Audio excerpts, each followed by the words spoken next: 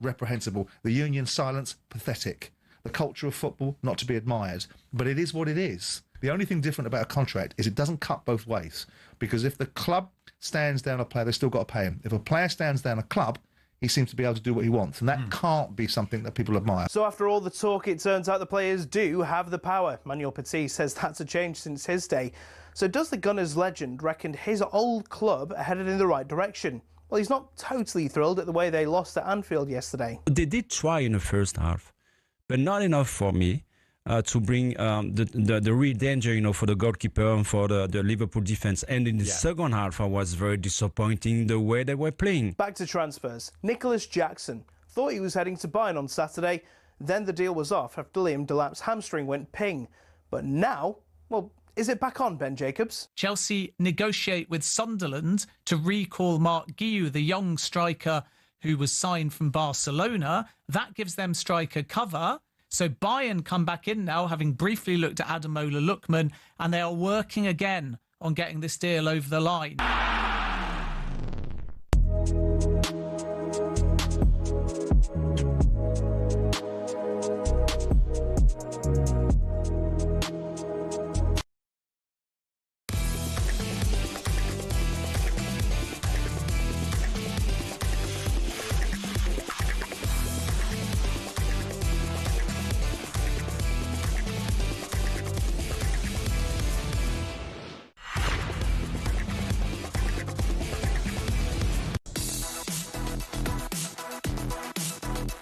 Good evening, everybody. You're listening to Transfer Deadline Day with Jim White, Alex Crook and Danny Murphy, and we are live on talkSPORT. So we are less than 30 minutes away from the deadline at 7 p.m.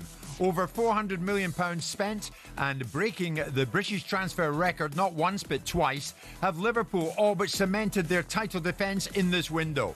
If Mark Guehi follows Eze out of Palace, has Glasner been hung out to dry? Have Villa done smart business amidst their PSR trap? Has Levy delivered for Thomas Frank? And are Manchester United's goalkeeping issues resolved? A host of developments beckon. You will not miss a trick with us here in what is a record-breaking window. This is Transfer Deadline Day with me, Jim White, Alex Crook and Danny Murphy, and we are live on talkSPORT. Up front and up to speed. Deadline Day special with Jim White and Alex Crook. Good evening, everybody. As well as listening to us, you can watch talkSPORT on your TV. Samsung, LG, Fire TV, Apple TV, Chromecast, Android and Google TV, even Prime Video. Wherever you watch, we are there. You cannot escape us, ladies and gentlemen, us being Jim White, Danny Murphy and Alex Crook. Guys, good evening to you. The countdown is well and truly on, guys. The deadline, 7 p.m. Alex, recap the day for us thus far.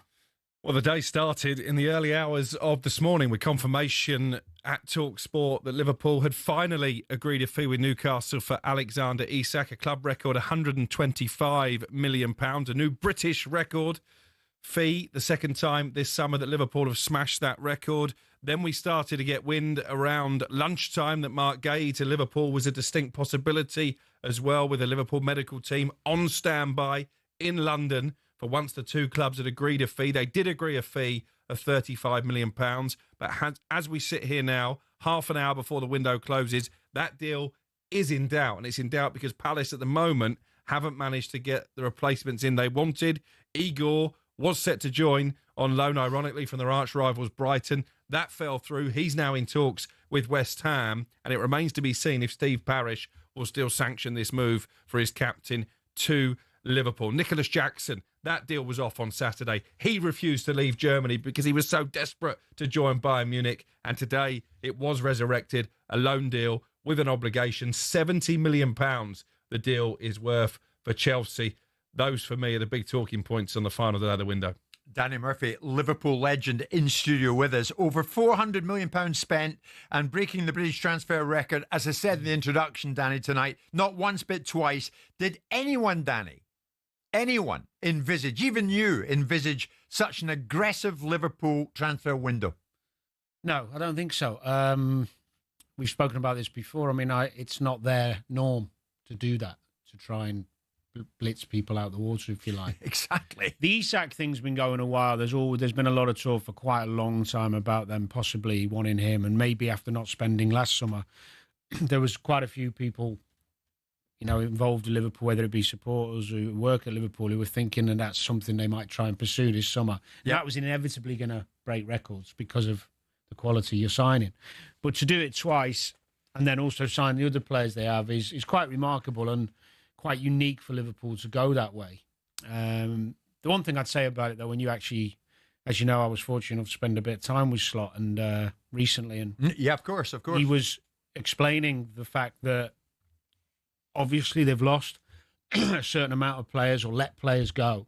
So they had to make more signings than normal to replace players. Oh, yeah, but Danny, come on. No, I'm just explaining the numbers and the amount. I get it. So Liverpool have been quite unique in that aspect as well, in that very rarely have they ever let this many players go in one window. Right. For the amount of money they have. So therefore, the turnover of players is, it's really, really unique. But Dan, any Liverpool fan who was maybe emotionally thinking, Darwin Núñez, I liked him. Luis Diaz, I liked him. It's a pity he's got... You look at who's come in. Florian Wirtz, 116 million. Hugo Ekitike, 69 million quid. Kerkes is in. Frimpong, Leone, Guehi, if it happens. And as Alex says, that's in limbo at the moment. But the trump card, Alexander Isak, 125 million. You could never have envisaged this. And of course, knock-on effects for Newcastle as well, and for Brentford. They drove a hard bargain. Johan Wisser, who took the same action really as Isak, refused to train, hasn't played yet this season. He's now on his way to Newcastle. He's had his medical. We expect that to go through. £55 million, Danny, for a 29-year-old. That's a lot of money. He's not 29 till Wednesday. He'll be 29 before he kicks a ball for Newcastle. Jim, breaking news reaching us all the time. No massive surprise, but still a big deal on deadline day. Manchester United in the last few seconds confirming Rasmus Højlund has completed his loan move to Napoli for the rest of the season. That includes a €44 million obligation if, as you would expect, Napoli qualify for the Champions League. And that is significant because it means if Manchester United do get that money, then in PSR terms, they won't post a loss on Højlund on the balance sheet. That deal just hasn't worked out for you. Just back on what you said, Jim, though, regarding the Liverpool stuff, it is quite unique, and there's lots of views on it. The overriding feeling, I think, of the Liverpool supporters is just excitement. Sure. I really believe that. Yeah. You've got these wonderful young players all coming in. Okay, it might take a bit of time or finding the right combinations, but overriding feeling, no one really cares about how much they've spent. Yeah. What they care about is what's to come. And it only looks good, doesn't it? It only looks good. And maybe Mark Guehi is still to come. Now, we're going to know in the minutes ahead whether or not Liverpool are going to get this one over the line. But as Alex told us moments ago, some doubt about it. Some doubt from the Palace end about it. And don't forget, Oliver Glasner, just last night, was, if you like, laying down the law a bit as far as he saw Guehi leaving the club. He's our player. He's under contract. He's not striking. He's playing fantastic. He's our captain. We can decide. So nobody forces anybody to sign a deal. Yeah, and it's up to us. So the only one who decides if Mark stays at Crystal Palace or not, and I have to say it in this clarity, is our chairman and nobody else. And it's all about Crystal Palace future, about this season. You know, we have such great times at the moment, this football club, maybe the most successful in his history. Yeah, and now the club has to take a decision which direction the Crystal Palace wants to go. I think this is the decision to make, and then let's see what happens tomorrow. Oh, the club has got to make a decision, Danny, in which direction they want Palace to go. Well, they made it, didn't they, by agreeing the fee? They've decided we're going to let him go and take the money. Now, I know there's a blip. We'll see if it gets resolved. Strange way to back him, isn't it? Yeah, I think I heard Simon on this morning. He senses trouble along the way between Glasner and the owner. Do you? It looks that way. Yeah. I mean, he's right in one respect. I mean, if Guehi's looking likely to go and with a year left makes sense, then the business should have been done a bit earlier. You know, why take the risk on the last day of scrambling around for somebody when you've got all that time? They had money from the Eza deal to spend. It's not like they didn't have the money. Yeah. So get somebody in. So this isn't this isn't where you're at. In some ways, I was going to say to Alex, this deal regards Guehi in some strange way is maybe as important, as significant as Isak. In terms of Liverpool, or what it would mean for Crystal Palace? In terms of getting the player over the line, in terms of what kind of player you're losing, in terms of implication. Well, it's a huge loss for Crystal Palace. And actually, I remember speaking to Oliver Glasner when Eberechi Eze was going to complete his move to Tottenham at the time, ended up being Arsenal. And he was saying then, we've always known there's a big risk that we lose Eberechi this summer. We should have already had a replacement in the building. They got one in Jeremy Pino in the end, but he was frustrated then. So he's going to be even more frustrated if this Guehi deal still goes through on deadline day. And even if they sign replacements now, I mean, I wasn't convinced by Igor as a replacement, someone that Brighton don't want. So why would Palace think that he's good enough to step into the shoes of the captain who skippered them to the FA Cup last season? And there's a job available now. It's probably gone under the radar for a lot of people. Erik Ten Hag, fired by Bayer Leverkusen 2 league games into the season. Would Oliver Glasner fancy a return to Germany? Maybe. 20 minutes to go until we hit the deadline. Danny, get very excited for me. And I mean that in the early evening kind of way. Envisage the Liverpool front line right now when we come back after the international break. Who does it comprise of and what does it look like to you? Well, I think initially it'll be as we've been seeing. So I think the front three, Salah, Ekitike, Gakpo, will probably all start the next one. Isak on the bench? Yeah, I think so. We don't know how much his intense training's been, how intense his training's been. He's not played that much football. I can't see him throwing him in. Why would you take that risk when you've got a team that's winning anyway? When he gets fit, he's going to start. And then the question is, does Ekitike sometimes play as a 10? If Ertz does the rest, does he play on the left? Gakpo's not going to be able to play every game. But it's a nice problem for Arne Slot to have, isn't it? It is, but some problems are great, and this sounds like one. But you've also then got the emergence of Engamoa. They've decided to keep Chiesa. Look, all the top teams, Jim, we were talking outside, and the reality is now, when you watch football, the front players on the pitch very rarely end up staying on the pitch. Right. There's this, especially the top teams, there's this abundance of talent that gets thrown on after 65, 70 minutes, and all the best teams have strength and depth high up the pitch. Right. Liverpool, I think we're all agreed, have already become a thundering juggernaut of an outfit. And, of course, they could well add Mark Guehi from Crystal Palace to their ranks before we leave you tonight. That one is somewhat in the balance. And now we are, 17 minutes, 18-odd minutes until we hit the deadline itself. You will not miss a thing. Do not go away. It's myself, Jim White, Alex Crook, and Danny Murphy live in talkSPORT.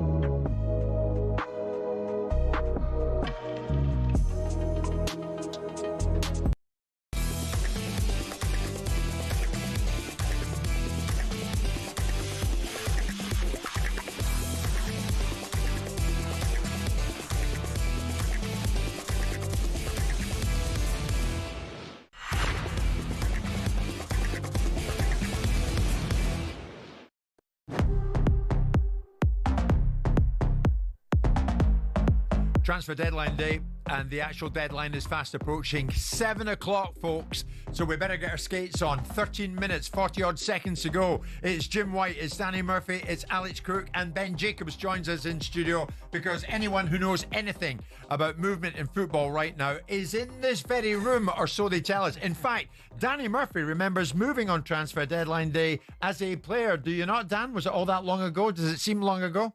I remember it, actually, because of the stress of it. The last few days of the window, I moved twice late in the window. One on the very last day. Yeah.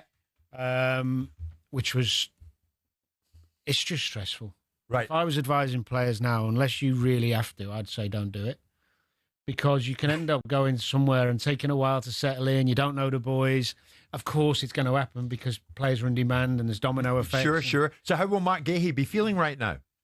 Because this one's in the balance. Well, I had a similar thing when I was going from Chance to Tottenham, and it was in the balance till really late. Right. And you're just in limbo. You're sitting around waiting in cars, at hospitals, car parks. Yeah. You know, could have got arrested for that. But anyway. There was a time.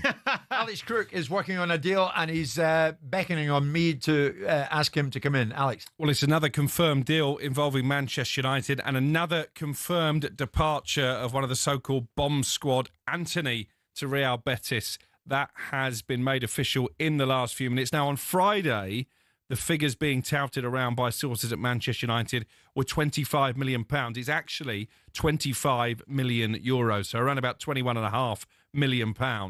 They paid £82 million for Anthony. That's a £60 million loss on the Brazilian, but he is off the payroll. He's completed his move to Real Betis. And they've lost about 40 odd million on Højlund. Yes, although the way that PSR works, because he's been there 2 years, if that obligation kicks in, as I mentioned earlier, that won't go down as a huge loss in terms of PSR. Same with Anthony, though, isn't it? Because he's been there 2 years. So Danny, Alex, I like you both, but I'm turning my back on you because Ben Jacobs was here. Ben, good evening. Good evening. You're saying, come to me, so I've come to you. What have you got? Yeah, I've got two things to tell you. So first of all, Mark Guehi, Liverpool are waiting for formal communication. They've got a car ready if they need to formalise the move. It will not need a deal sheet, I'm told. But up until now, there's been zero communication from Crystal Palace to Liverpool. That is likely to change in the next 10 minutes or so. And another bit of news, Yohan Wissa has just signed his 4-year contract at Newcastle United, and I can reveal he'll wear the number 9. Wow. So Wissa is a Newcastle United player. Isak is a Liverpool player. Danny, it's a time that we never really envisage when players agitate for moves and say, come on, broken promises. You've got to get real with me here. I want to move. It's worked for Isak. It's worked for Wissa. Could you ever have foreseen a time such as this when players behave like this? It happened, Jim. Craig Bellamy, God love him, he kicked up a stink a few times to get out. Yeah. Scotty Parker, I remember at Charlton to get out of Chelsea, kicked up a huge stink and caused lots of problems on the train. Scotty Parker, mild-mannered Scott Parker. I had to kick up a stink to get to Tottenham. You did? Yeah, I'll just validate that. I didn't do anything wrong in that whole... Of course you didn't. I did. I actually didn't. And I've told you the story before and I won't bore everyone with it again. But I had to then kick up a stink after I'd been mistreated. The reality was that if I wasn't allowed to go, I would never have not played. Understood. Sometimes I love football too much. Needs must. And Isak would argue that, and so too would Wissa. Alex, what do we know about Donnarumma? Is this done to City? I think it will get done, Jim. I'm still waiting for official word from Manchester City, but they've been working on this deal throughout the day. Obviously, it's dependent on Ederson leaving the club. We thought he'd be off to Galatasaray. It turns out Fenerbahce actually is the Turkish club that have agreed a fee for him, €14 million. And again, a penny for the thoughts of James Trafford. Could have gone to Newcastle, decided to go back to Manchester City, presumably because he was going to be the number one. And now he's going to find himself, you would imagine, on the bench because they're not paying big money and decent wages to Donnarumma, someone who's just led PSG to the Champions League, for him to be a backup goalkeeper. But we do expect that move to go through. I'm also waiting for Manchester United on the other side of the city to confirm that Seny Lammers, their own goalkeeper, has gone through. Yesterday, they were in for Martinez at Villa. I think one of the reasons that didn't happen is because Jadon Sancho is going to go from Manchester United to Aston Villa on loan, didn't want to make that move permanently, and therefore Manchester United have gone for the cheaper option in terms of wages. It's an £18 million deal with add-ons. He's going to sign a 5-year contract, Senny Lammers, but I think a lot of United fans maybe would have preferred the more experienced option. Can he come off his line? Let's hope so. And on the subject of Manchester United, one player I'm told they did inquire for, and they weren't the only club late in the window, Conor Gallagher at Atletico Madrid, but he is staying in Spain. Diego Simeone made it crystal clear that he wouldn't sanction a move for Conor Gallagher. Crystal Palace, who he was at loan at, tried to sign him as well. Ben Jacobs, come in this. Keep an eye on Fulham in the final minutes of the window. We know they've been working on 2 wingers, but a young forward. It's a race against time. Jonah Kusi Asare. Advanced talks are going on. It'll be interesting to see whether this one needs a deal sheet or not. I am told it will be a loan deal and there is likely to be no option to buy. So it looks like Fulham are going to continue to be busy in the final minutes of the window. And in addition to those wingers that we discussed a moment ago, young forward, 18 years of age, might join, but this one is going to go down to the wire. You're smiling, Danny. That's good for Fulham. You want them to do some business. You want them to do well in this season. Oh, yeah, always. I mean, always.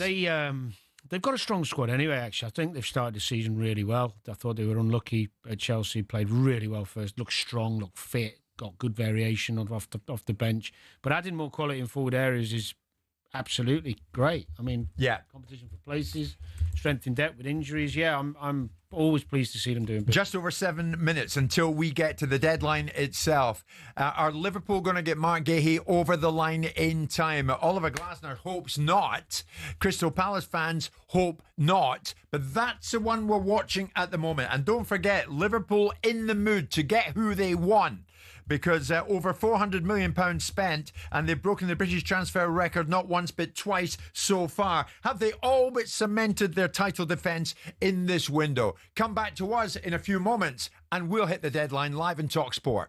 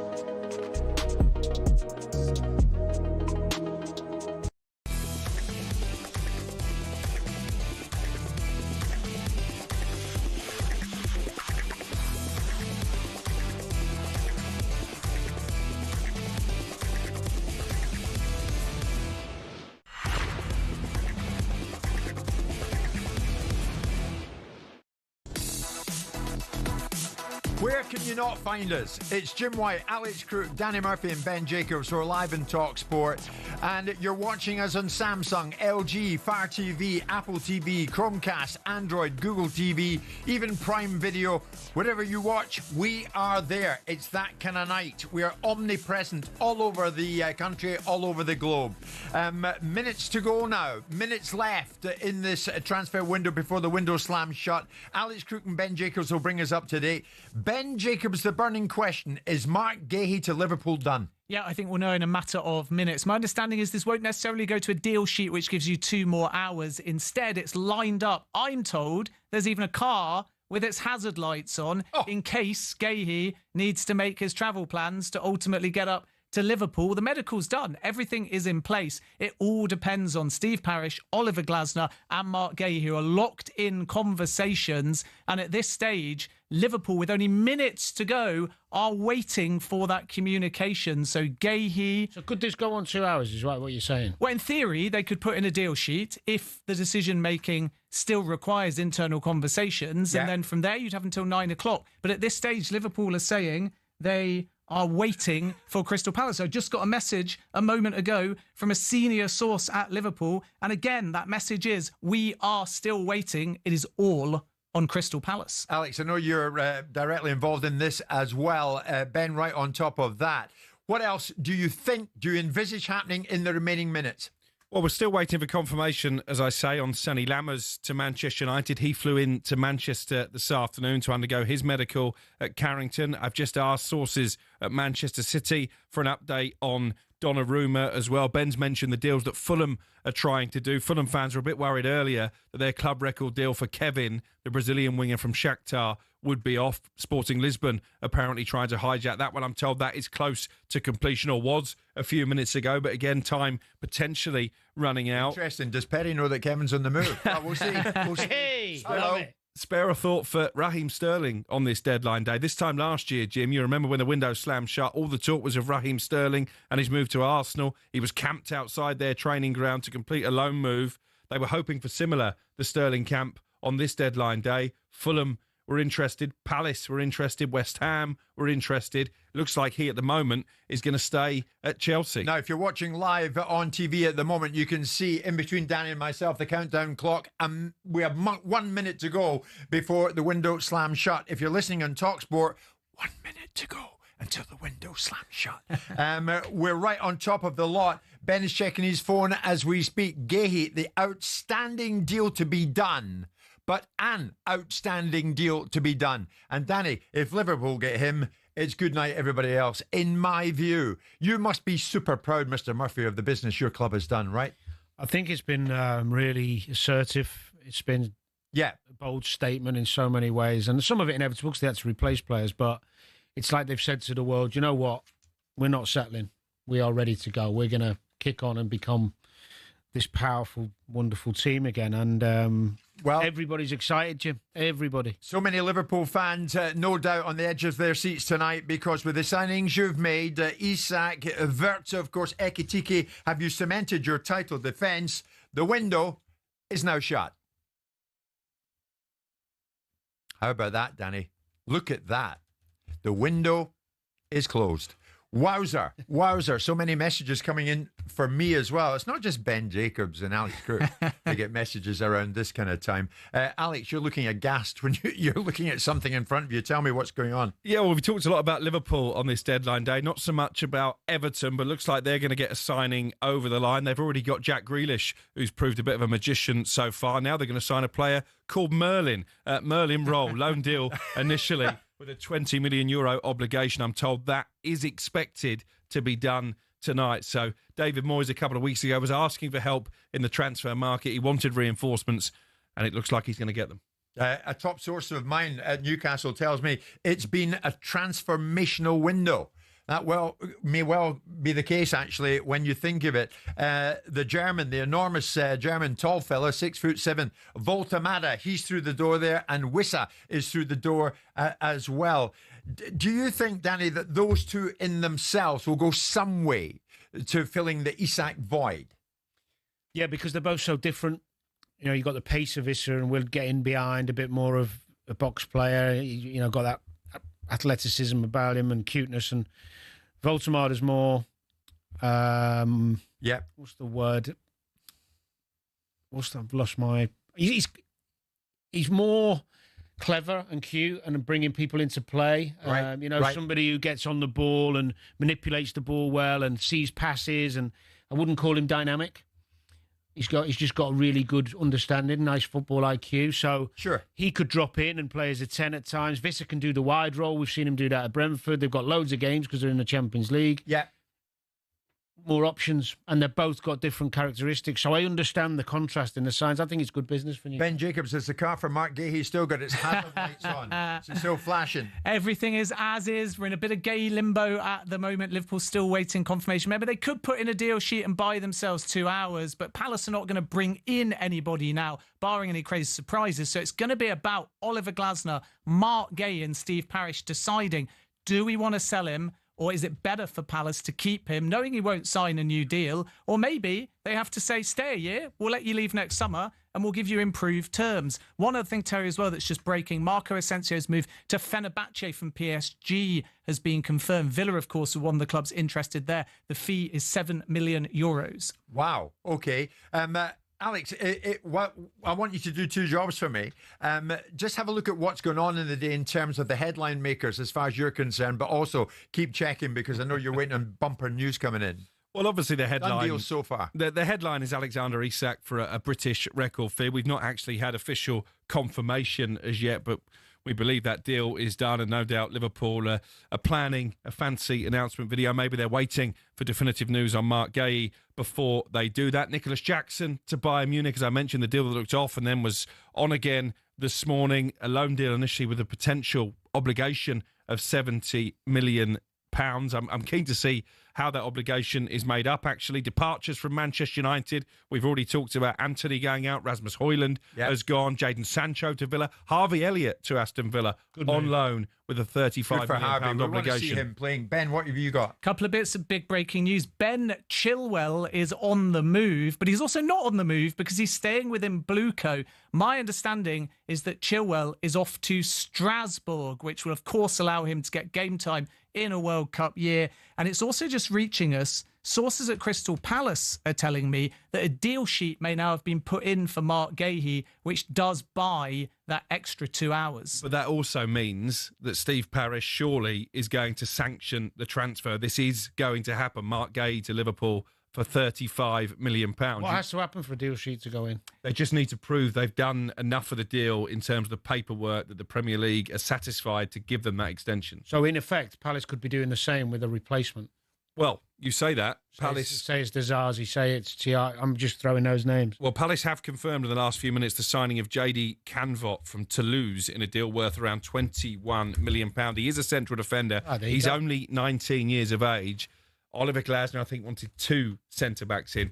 Is there any chance, Ben, that Axel Disasi potentially ends up at Palace? Because he's been a talking horse this window. He's going to go to Bournemouth. That hasn't happened. Surely that might be an easy deal for Palace to do. Yeah, I mean, my understanding is in the last half an hour, the West Ham move for Disasi is off. But, of course, Palace will have had to have moved very quickly. Deadline now shut. We're not getting any indications yet that they've moved for Disasi, but it could, of course, be a late window possibility. The other thing is, of course, logically, Joe Gomez could have been loaned to Crystal Palace. Liverpool would lose the defender and then gain Mark Guehi, but that hasn't happened, I'm told. And I'm also being told by sources at Brighton that they're waiting to hear about the player who really has caused this confusion, if you like, and this uncertainty around the Guehi deal.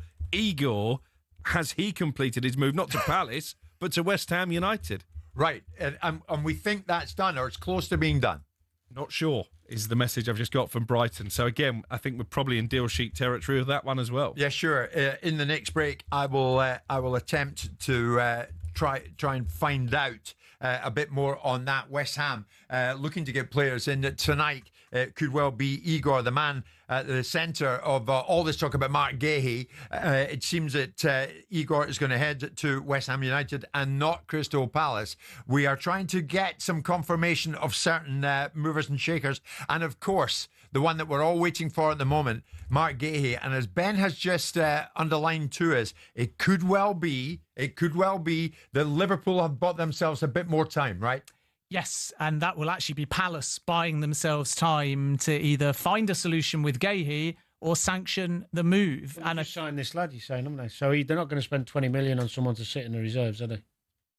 Danny, I mean, actually, I'm looking at. Am I just clinging on to? I'm looking at Liverpool fans. I'm looking at Newcastle fans. I'm looking at one or two Arsenal fans getting in touch tonight. Who do you think the biggest winners are in this window? I think Liverpool spring to mind at the moment, but I think a lot of teams have done well in it. I think there's been some really good business from lots of teams. But you think your boys have just nicked it? Yeah. Liverpool have done it. If these two go over the line, you'd have to get, yeah. I mean, the quality they've brought in is incredible. Yeah. Alex says, Tommy, who's a Manchester United fan, why on earth are we getting Semi Lammers in, a 23-year-old from Royal Antwerp, when we could have got Emi Martinez in? As I say, I think the big thing is wages. I think what would you be paying Seny Lammers? I know Altay Bayindir is on around £70,000 a week. I'd imagine it's similar numbers for this player coming in from Antwerp, a Belgian under-21 international. I think for Emi Martinez, you're talking north of £200,000 a week. He's going to be 33, I think, on his next birthday, which I know for a goalkeeper isn't such a problem.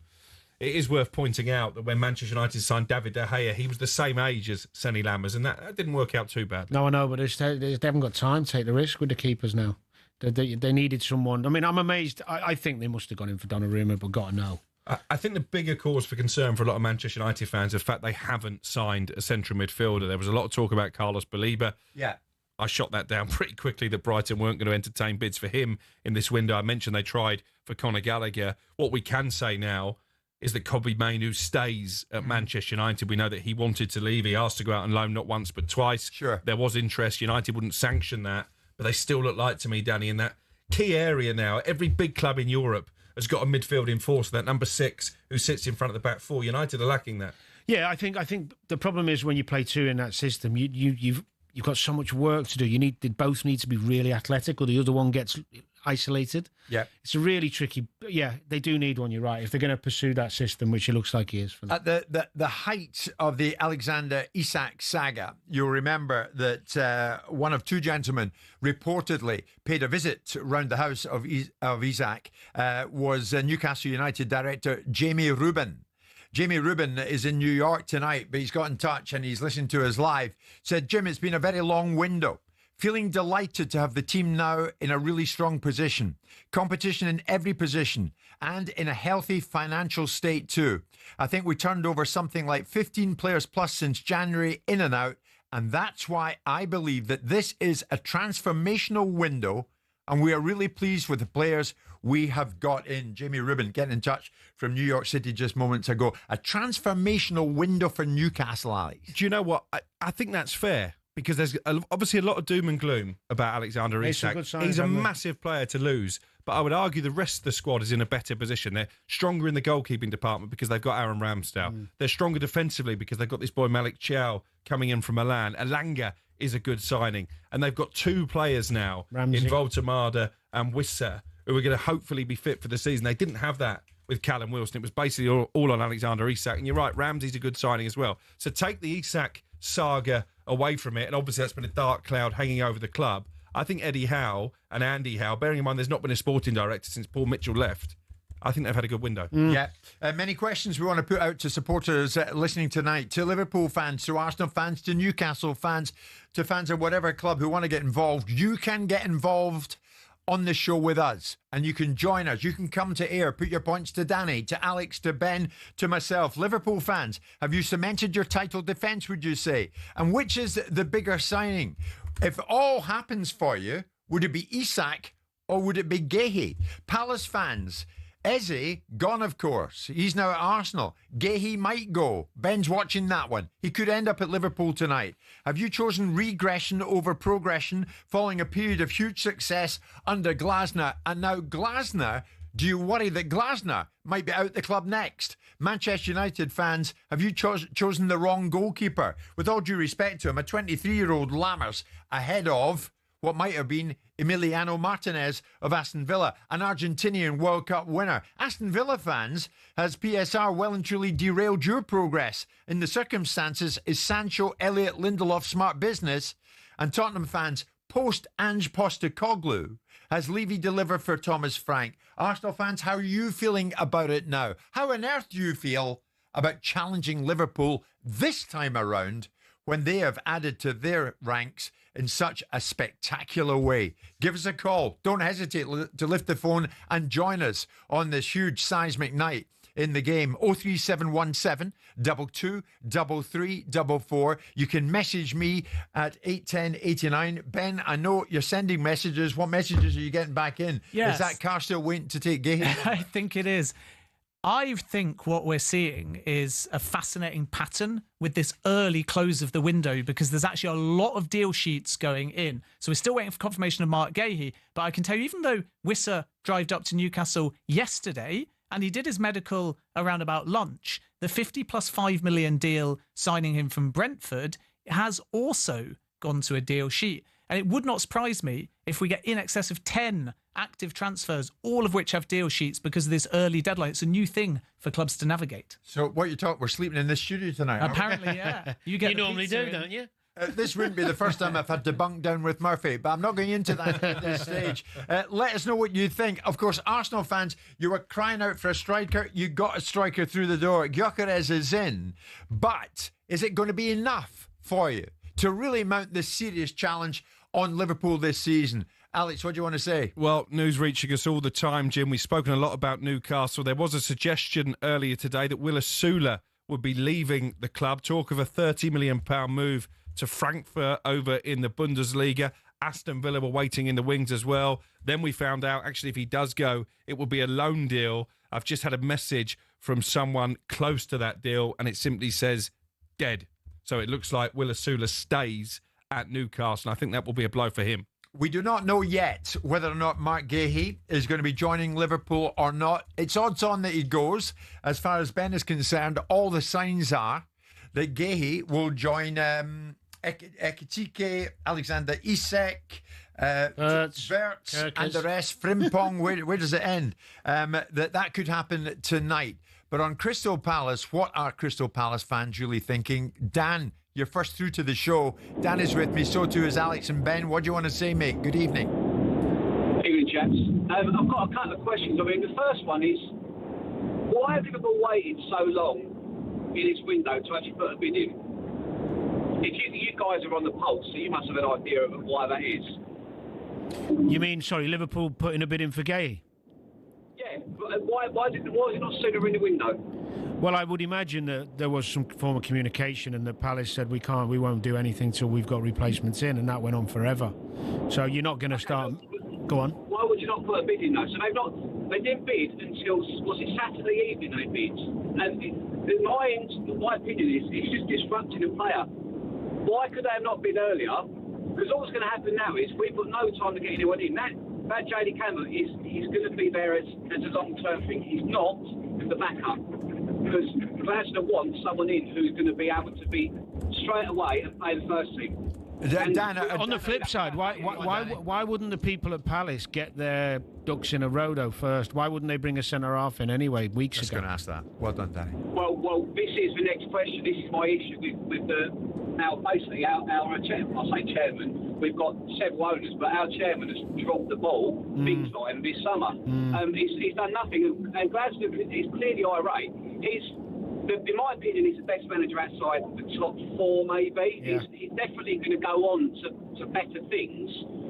I'd like him to be at Palace a bit longer, because I think with Guehi still there, we can actually win something else this season with Glasner. Do you worry about Glasner and what he may or may not do now, Dan? Glasner is the biggest loss for us this summer. If everything happens, and unfortunately Guehi going will probably cause Glasner to want to go, because he's been let down. The parish he divides opinion, is my mind, with half fan base. A lot of our fan base will hang on every word he says, and the other half think it's a charlatan. Dan, we were hanging on your every word. Thanks for joining us tonight. Fans of every club seemingly getting in touch tonight. Here's Ben, who's a Tottenham fan. Ben, good evening. What do you want to say?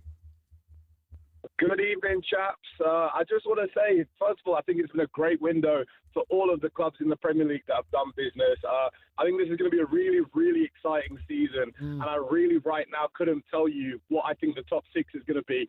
I think it's really open. I think it's all to play for, and I think the clubs like Liverpool, Newcastle, Spurs, City, everyone's made good signings that makes them even more competitive than they were last season. Especially being a Spurs fan, you know, we started our season really hot, getting rid of the first manager to win us a major trophy in a long time.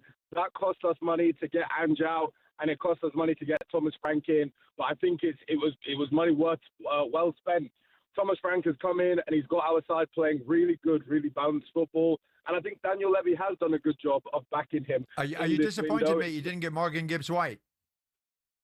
Do you know what? I think it all worked out. I've been hearing a lot of Arsenal fans singing, let it all work out, let it all work out. I'm a fan of the artist who made that song, and I think that it has all worked out for Tottenham Hotspur. Not getting Morgan Gibbs-White and not getting Eberechi Eze has actually been exactly what we need. I think signing a younger player with a higher ceiling and a player who has played at a higher level than both of them, with Xavi Simons having Champions League experience. That's an interesting way of really exciting. Thanks for the call. Interesting way of looking at it, Danny.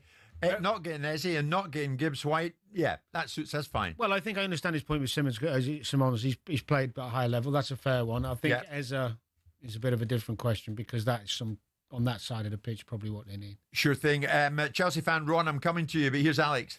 Yeah, we've been speaking about Manchester United, their goalkeeping situation. I've contacted senior sources there, asked if Seny Lammers was done in time. I've just been sent a thumbs up by sources at Manchester United, so that one should be confirmed imminently. £18 million plus add-ons, 5-year contract. United have gone for what they describe as an exciting young goalkeeper with a bright future. They confirm other options were considered, and they have great respect for the likes of Emi Martinez, but ultimately they believe this is the right choice. And I was wrong earlier, by the way. He's 23, so he's actually a little bit older than David De Gea was when he joined Manchester United. Sammy, I'm coming to you, Manchester United fan, but I've got to go to Ben. What are you telling us? Yeah, a few years ago, we'd have never said a player would move from Manchester City to Wrexham. This was an exclusive story that we broke this morning. Issa Kabore, loan move to Wrexham from Manchester City, now complete and done in time. Okay, Ben, thank you for that. Sammy, big Man United fan. What's your take on the goalkeeping situation? This 23-year-old Lammers coming in, £18 million deal from Royal Antwerp. And earlier in the day, we were hearing it was going to be Emi Martinez. That now has not happened. Yeah, good evening, gentlemen. Pleasure speaking to you all. Good evening. I think I'm gonna give him a chance. But before Martinez, I would have even liked to see us before this window started get Aaron Ramsdale. I really think that he would have been a good goalkeeper for us. Get who? Sorry, Aaron Ramsdale. Yeah, well. Before he went to Newcastle, I would have liked it, but I'm going to give him a chance. Like Alex says, we have to give him a chance and see how that goes. Sammy, thanks for the call. Ron's a big Chelsea fan. Ron, you join us live. What do you want to say? Good evening. Yeah, good evening, Jim. A bit worried about Chelsea now with Jackson going to Bayern Munich. It's going to put a lot of pressure on Pedro, I think, and with Delap out for 6 weeks or so, and Palmer's still out. It's looking a bit fragile there, mate, at the front.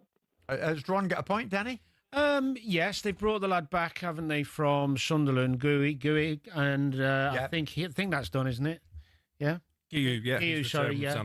And also, I've seen Neto play down the middle. I mean, you're talking for a 4 to 6 week period. I understand you could maybe lose some firepower, but I think that's a small risk. If you're able to get someone out the door for 60, 70 million, and he's not in your squad. Danny's saying, don't worry, Ron. Archie's a big Tottenham Hotspur fan. Archie, good evening. You happy with this window? Yeah, I am, Jim. I mean, it's been an absolute roller coaster, let's be honest, but I think we can be happy with the final bits of business. I think Kolo Muani, we were heavily linked with him back in January to finally get him over the line after the disasters of Eze and Gibbs-White. I think it's a bit of relief because we needed, I think, that big sort of level player. Whether he is a big level player, we'll have to wait and see. Obviously, his time at Juventus didn't go so well, but Xavi Simons as well. And I just think we need that cover for Son Heung-min, and I don't really think it's been spoken about enough this summer. The absence of Son, in my opinion, it seems to have gone a little bit under the radar. His departure, it wasn't spoken about as much as the Harry Kane departure. So I think it's going to be very interesting to see how we replace his goal contributions over the last 7 or 8 years, and also integrate those players into the squad and just see how Thomas Frank does this season. Good call, Archie. Like it. Thank you very much. Here's Alex. Yeah, just on Spurs there, Archie mentioned it. Kolo Muani, I think there's a deal sheet in for him as well, ahead of a loan move from Paris Saint-Germain, and a deal sheet also in for Manuel Solomon going from Tottenham to Crystal Palace. So there are 2 more deals that we expect to get done, albeit after the 7 o'clock deadline. Here's Steve, who's a big fan of White and Jordan. I'm pleased to hear that, Steve. The man Jordan back home tonight. He says, Danny, what do you make of this? Eddie Howe has stamped his authority over Newcastle United here. No sporting director. Still a great window for the club. Newcastle United are now an upgrade on last season. Yeah, spot on. And also the most positive thing for Newcastle fans is most of the players they brought in are very young, very coachable. And I can't think of a player under Eddie Howe who hasn't progressed. Right. Here come the Liverpool fans, Alex. Connor is one of them. Connor, good evening. Where do you start, mate? Well, to be honest, it's more of like, obviously, Danny might probably know more than me, but I believe this is more of like a free transfer market rolled into one. I think that this is like obviously to build for the future. And just a question for Danny. I think Mark Guehi is a Van Dijk replacement for when obviously the announcement comes. Not yet, but he is going to have to leave one day. And I see Guehi as the replacement for Van Dijk. I think that's probably fair. I mean, because he's obviously played left side most of his career. He's got that leadership role that he's had at Palace. He's got great left foot, right foot. I don't even know what foot he is. He's that talented. So I actually see your point, and you make a great point about the future. Although you want to win everything this season, the players they're bringing in, Jim, the age, they're all young, they're all potentially getting better, they're all moving forward, and they've got the hunger.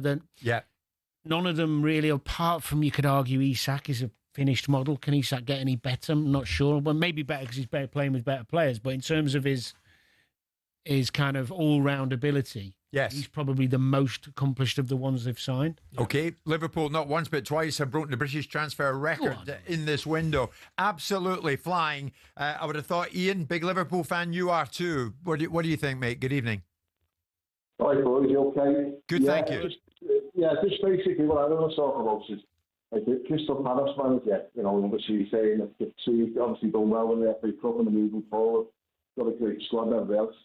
I think personally, if Man United coming in for him now, the manager at Crystal Palace, he would drop them like a lead balloon and leave. So this like loyalty expects the centre half to do the stay at Crystal Palace. I'm telling you right now, boys, he would leave. If he got a nudge to say United, they're going to get rid of the manager and come in for it, he would go tomorrow. I'll make you 100% right. So all this, it's just what it's on it. It's just like, Davies done a great training for Crystal Palace, like so much for Liverpool.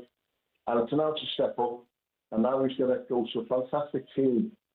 And obviously, I think he'd be definitely in England seeing if he's that close to Liverpool. And chance going to Real Madrid, and Real Madrid, now that's the team of Liverpool, you know, probably the team of the centuries before. But you know, when Crystal Palace made that statement about he's not tomorrow. I think to be fair to Glasner, he was having a dig at the hierarchy and the recruitment for not getting. I think he really respects Mark Guehi and completely understands he wants to go. Of course. I think it's more a dig at the fact they haven't got. Yeah. Ian, listen, thanks for the call. One of you from well, before I go to you, Ahmad, who's a Chelsea fan. Alex, you want to come in? He's speaking about Axel Disasi potentially leaving Chelsea for West Ham United. That deal is off. Disasi, as I understand it, wasn't keen to make that move across London after all. He stays at Chelsea. You wonder how many minutes he's going to get in the Premier League between now and January. Does that surprise you, Danny? Well, he probably watched the West Ham Chelsea game, didn't he? Yeah, but he probably thought this is a tough task. He might have watched Forest against West Ham. Yeah, I'm joking. Do you know from any player really that usually you're jumping at the chance to play some football if you haven't been? Yes. Yeah. I'm surprised. Ahmad's a Chelsea fan. You've been waiting, Ahmad. What do you want to say? Good evening. Good evening, guys. Basically, I just want to say two things. First of all, can we just talk about Chelsea's massive class of selling players this season? I think what we've done was like 300 million this season, and no one's talking about that or giving us credit. And secondly, when Chelsea went and spent about 300 million a couple of seasons ago, bought Caicedo and Enzo, everybody was saying this is unbelievable. You shouldn't be doing this. And now we've got Liverpool spending nearly £500 million, and no one's talking about the spending, how much they're spending. I think they will do. I think it's a good point. They will do. Good point, Danny, isn't it? It is, but the little bit of difference is you were spending 100+ million on players that. I mean, he's spending 100 million on Isak or plus million on Isak. He's the best striker in Europe, really. So most, you were spending a fortune. You were spending a fortune on players that really people were thinking, and also you weren't selling then like Liverpool. Like Liverpool have sold a load of players, 200 million pounds worth this summer as well, like you guys have. And you're right, Chelsea have sold brilliantly. So I think I understand your point, but it's not quite the same. How much of a challenge, Ahmad, will Chelsea make on Liverpool in terms of trying to stop them retaining the title? I think we've got a very good chance. I think we've got a really young, solid team. I think we have this problem in defence. I wish we signed Guehi than anybody else, but I think that's the only place where I'm a bit unsure. I think the goalkeeper this year, I think I'm more confident in the goalkeeper than last season. Yeah. But this season, it's just that 2 centre-back positions where we're just missing that experience, with... and Colwell's injured as well, isn't he? Yeah, with that injury, it's just leaving that unexperience in there. Like, honestly, thank God we didn't sell Chalobah this season, because Chalobah, what a player he is. Oh, he's been exceptional, hasn't he? He doesn't get the credit that he deserves. Well, he has now, because you just patted him on the back. Ahmad, well done for that. We're going to take Omar, who's a Manchester United fan, and he'll take us to the 7:30 break. Omar, good evening. What do you want to say? I think we made the right decision with the young Belgian keeper, to be honest.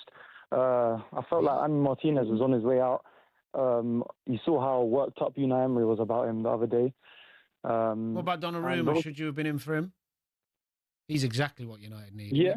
Donnarumma, I mean, but I feel like Donnarumma would have been worth them wages. Do you know what I mean? He just come off a Champions League win, a big keeper, proper character in the box. But Emmy's like a character that I don't want. I didn't like him last year. Maybe that's playing a part of it, but we're not going to be a team that's winning stuff this year, maybe next year. So we have time for a young keeper to come in and develop. Do you know what I mean? Yeah, fair point. I mean, Emmy, for the wages you're saying, and I believe that he would get, he's not worth it. And I think we made the right decision with that. Omar, are you happy it's goodbye? Rasmus Højlund is goodbye. Jadon Sancho, it's goodbye. I mean, where did you stop? Garnacho?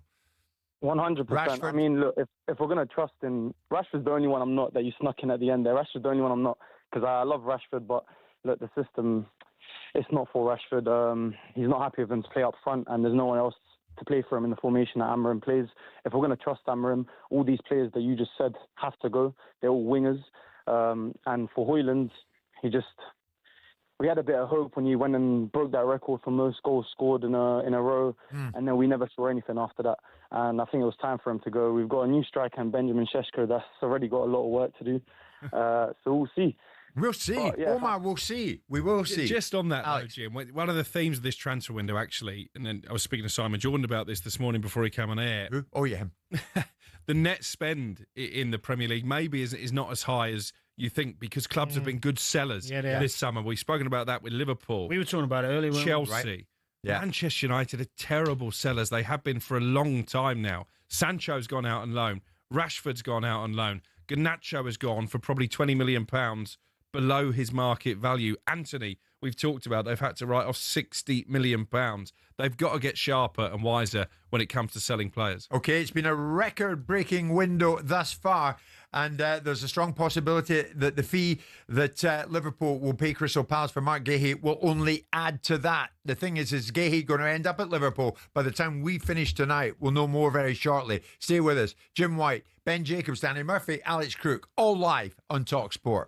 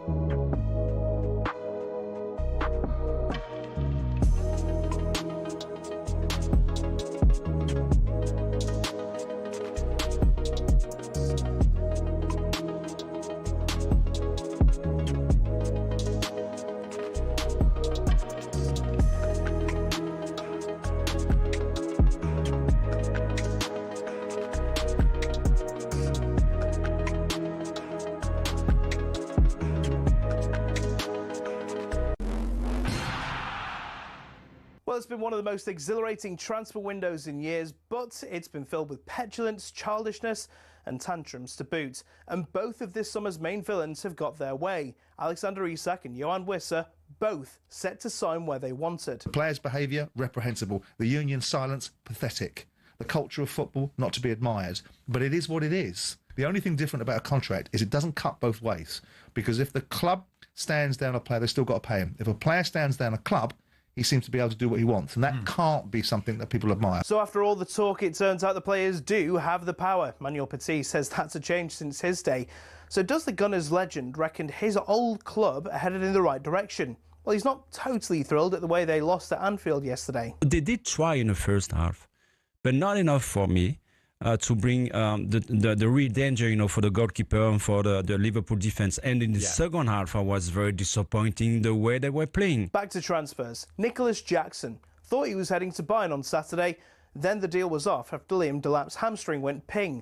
But now, well, is it back on, Ben Jacobs? Chelsea negotiate with Sunderland to recall Mark Guehi, the young striker who was signed from Barcelona. That gives them striker cover. So Bayern come back in now, having briefly looked at Ademola Lookman, and they are working again on getting this deal over the line.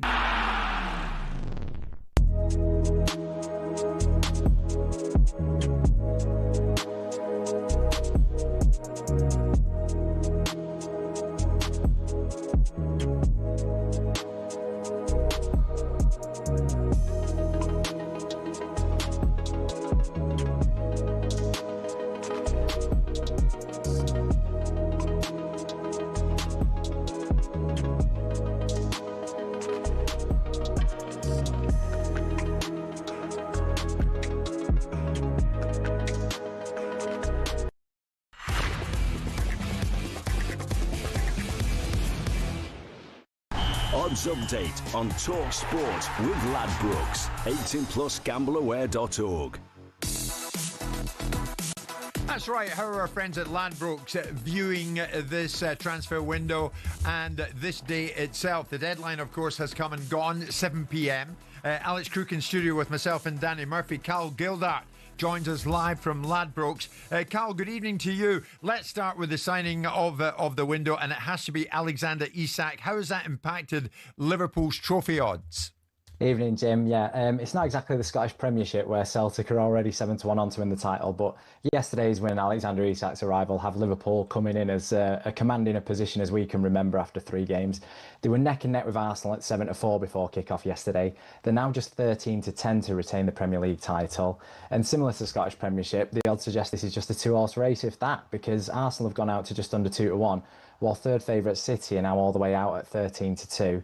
But circling back to Isak and Liverpool, they're now the joint favourites to win the Champions League alongside PSG and Barca at 6-1. They're also the favourites for the FA Cup at 4-1. And after being 100-1 at the start, 100-1 at the start of the season, they're now only 50-1 to do the treble. I suppose that's what happens when the league's best team signs arguably its best all-round centre forward. Wow. So, Cal, what you're telling us tonight is that as far as you're concerned at Ladbrokes, it's Liverpool out in front to retain it, then it's Arsenal, and then it's very much from some distance the rest. Yeah, it is indeed. It's the odds suggest it's a 2-horse race. I think City are now only just a little bit ahead of Chelsea, but Chelsea are 7-1. After that, Spurs went out to 33. So, yeah, Liverpool and Arsenal. Carl, here's one for you. This summer has seen most clubs bolster their attack, and we've loved that. Who's topping the market for Premier League top scorer? It's actually an old boy. I mean, if you can call someone who's probably only about 25 an old boy, it's Erling Haaland, still the favourite. Despite City's relative struggles, he's bagged 3 goals already, and he finds himself odds on for another golden boot. However, just signing for Liverpool has seen Alexander Isak's odds halved. He was the second favourite at 4-1 before his transfer saga kicked off, but after going out as far as 14s, he's now 7-1. That makes him the third favourite behind Haaland and, well, one of the big summer moves, Victor Gyökeres. He's gone out from 13-2 from 9-2 yesterday. I wouldn't put the boot in and say that's a reflection on him either. I just think it's more that Haaland scored again, and there's obviously the Isak situation. Rounding out the top 5 might surprise some, but Isak's new teammate, Hugo Ekitike, is actually ahead of Mohamed Salah slightly. They're 9-1 and 10-1 respectively. But just looking at that has to make you excited if you're a Liverpool fan, right? Of the top 5 in Ladbrokes betting to win the Premier League Golden Boot, 3 of them play for the champions. Gee, that says it all. Cal, thank you very much indeed. Cal Gilgart from Ladbrokes. That was a look at the latest odds with Ladbrokes. 18 plus, begambleaware.org. Odds update on talkSPORT with Ladbrokes. 18 plus, gambleaware.org. Alex Crook alongside Danny in studio with me. We've been talking about bomb squads at Manchester United and the art of selling. In other words, finding a destination for those players who are surplus to requirements. On that, Alex, and an interesting and quite intriguing bit of news tonight, uncovered by yourself on one Raheem Sterling. Yeah, Chelsea have been pretty good this window in terms of finding a solution for players that aren't part of their plans, but they haven't been able to do that when it comes to Raheem Sterling. The 7 o'clock deadline has now passed. He stays at Chelsea at least until January, is my understanding. And I'm keen to get Danny's take on this, actually, because I think Sterling would say the onus was on Chelsea to find him a suitable solution. They're the ones who decided at the start of last season that he wasn't going to be part of their first team squad, having given him a lucrative 5-year contract, so he's still got a couple of years to run on that deal. And his preference, Danny, from a family perspective, one of the attractions with going to Chelsea from Manchester City was that he wanted to come back to London. He'd moved his family back to London. So his preference this window was always to join a London club. There was talk of Fulham and Palace and West Ham. Ultimately, they didn't materialise. Do you have a bit of sympathy for Raheem Sterling? A little bit. I mean, it's always a difficult one to understand how the priorities around your family location start taking over your football priorities. So most of your football life is what's best for me, what's best for my football. But as the kids come into your life and location and family becomes more important, people don't really look at those and factor them in. I think also, let's be realistic about it. I mean, the clubs you mentioned where he might go aren't going to pay necessarily his wages. So, I mean, maybe there was not enough negotiation there for them to pay a certain percentage. Who knows? Because he would say he signed a 5-year contract on certain money. He made himself available. Even at the start of last season when Enzo Maresca came in, it was very late in the day when he found out he wasn't going to be part of their plans. Yeah, and I think he's got every right to do what he's doing and stay where he is. And it was up to Chelsea to find a solution that suited him, and they didn't. The problem is for him, he's not going to be playing football. And I know now I finished playing and I'm years into retirement, if you like, from the game, that you will look back and probably regret, because he's still fit as a fiddle and he's still got plenty left in him. He's not that old either, really. He's been around for a long time, but he's certainly not the veteran stage of his career, Raheem Sterling. Danny, I want to move on to Arsenal, then Everton. Victor Gyökeres in at Arsenal. Is he the missing piece of the Arsenal jigsaw who could make all the difference when it comes to a meaningful title challenge? I don't think him alone. I think the lack of firepower they had when they had their injuries last season was a big factor in them falling away. We were told last season this was the missing ingredient. I think a lot of Arsenal fans the striker. Yeah, but if you look at the season before when they finished second and they scored, what was it, one less than City, when City won the league and scored 90 plus goals or whatever, nobody was talking about striker then. I think it's more than just a striker. It's, people have talked after the weekend about the mindset change of being more positive and things like that. But strength and depth is the key, and what they've done in the window is really good. I look at Arsenal's forward line as a whole now, and you think, right, okay, when Saka's back, you've got Saka, Madueke, you've got Martinelli, you've got Eza, Gyökeres, Havertz. I mean, all of a sudden you've got this abundance of talent. Yeah. Even at the weekend, they brought Eza and Odegaard off the bench. I mean, Arsenal couldn't do that last season. Right. So I know I'm of the opinion that the criticism was probably a bit much after the defeat of Liverpool, and I think they'll be up there. We're still waiting for news on Mark Guehi, of course. Will he be leaving Crystal Palace tonight? Has he already left them? Has he now already joined Liverpool? Has it done? We'll bring you that news as soon as we know. Very shortly, we're going to take another break. Take me to the break, Danny. Everton. There's Tony, who's a big Evertonian. Ask Dan how he thinks we've done. Breath of fresh air. Yeah. I mean, I'm surprised. I knew the new owners, they're going to put some money in, but Moyes gone, and the majority of that money's gone in players in creative forward areas. They've brought in Grealish, which some people thought was a risk. Obviously, it's turning out to pay dividends. You've got Dewsbury Hall, who's taking responsibility and showing people how good he is and that he's missed playing. He's like one of the main men now. Yeah. They already had Ndiaye. They've brought in a young lad, Barry, but they've made another signing today. Evertonians must be really enjoying this team play. And a brand new home to go with it. The window closed at 7 o'clock tonight. We brought you all the movers and shakers right up until then. As always with these things, now the dust is settling. We are still determining who is going to end up where, but the key one, Mark Guehi. Is it going to be a case of staying at Crystal Palace, or is he indeed going to join Alexander Isak, Ekitike, Wirtz, Frimpong? Where do you stop at Liverpool? We'll find out very soon. As soon as we know, you'll know. We're live in talkSPORT.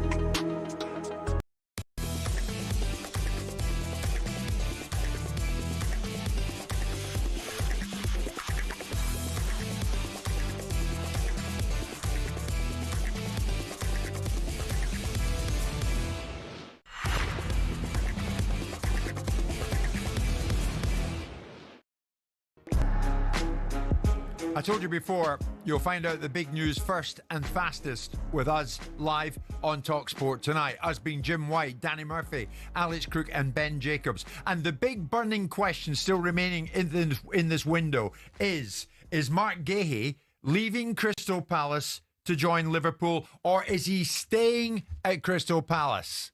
Alex Crook. Does he stay or does he go now? That's the burning question that we've been asking for the past couple of hours. And it looks like, Jim, that move to Liverpool is off. Mark Guehi stays at Crystal Palace as it stands. We know that deal sheets were submitted in order to give Liverpool and Palace an extra couple of hours to try and get this deal over the line. But our information is that move to Liverpool, £35 million fee agreed early today, is now off. Furthermore, it's been suggested to me by sources close to Mark Guehi that Oliver Glasner, the Crystal Palace manager, has played a direct role in this deal not going through because he threatened to walk away from Palace if his captain was sold without a replacement coming in. And there is an irony here We know all about the animosity and the rivalry between Crystal Palace and Brighton. Some of us don't necessarily understand it that well, but Igor, the Brighton defender, has unwittingly scuppered this deal because he turned down a move to Crystal Palace. Looks like he's going to join West Ham instead, and that is why Palace, under pressure from Glasner and Steve Parish, the chairman, have decided we can't sanction this deal. Alex Crook, first with the news that Mark Guehi will stay with Crystal Palace, that he will not join Isak and Wirtz and Frimpong and the rest at Liverpool. Ben, I know you've been working on this as well. What about that car with the flashing hazard lights? Yeah, the hazard lights are off or the car's just driven away. I can't bring you the exclusive on the ins and outs of the car movements, but what I can tell you is that Mark Guehi, according to my information, was extremely professional in all of this. And in the last few hours, he held direct talks with both Oliver Glasner and Steve Parish. And separate to Guehi, I also understand that Parish and Glasner spoke, and Alex Crook alluded to the fact that Oliver Glasner doubled down on public comments that he does not want Guehi to leave. And that wasn't just about leaving if two came in. That was about if only one comes in, there was no possibility that Guehi could leave. So I think Glasner's perspective yesterday was, I've been outvoted. Two come in, I'll begrudgingly let him leave. But he wasn't happy about it. One coming in and Igor's move off. And Glasner doubled down to Parish privately and made it clear that Guehi must stay. I'm told Guehi was informed by Parish and Glasner. And like I say, he understood the situation. And this has gone full circle, Jim, because if you remember this morning, we were reporting on talkSPORT that it was more likely that Mark Guehi would stay at Crystal Palace than join Liverpool. That was the message coming out of Anfield this morning. They weren't confident on the back of what Oliver Glasner said yesterday after that really good victory against Aston Villa, that Palace would sanction this deal. And ultimately, they may have gone the long way around. Liverpool's fears have been proved right. Danny, what's your reaction to this? How will Mark Guehi be feeling? As Ben has underlined, he has been thoroughly professional throughout and remains professional about the outcome tonight. But how do you feel about the aspect of Glasner coming in and saying he's got to stay? Because then we might start talking about me. I understand Glasner's perspective, yeah. I think Guehi will be devastated. You're devastated from a Liverpool perspective. Yeah, I'm devastated for him. Because although Liverpool, I'm sure, will go back for him in January, I think there is a chance that this opportunity might not come for him again. Because he could do his cruise ship. He could have a horrendous injury between now and January. And they'll never get the chance in his life again to have the move to one of Europe's biggest clubs. So I'm devastated. Look at it, it's now or never type thing. Yeah.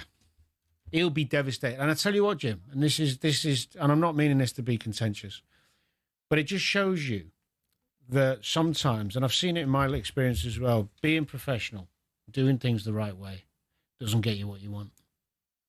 I tell you what, though, if he does stay fit, and if he continues to play well, Liverpool won't be the only club in for him in the summer, not just in the Premier League. I heard Bayern Munich.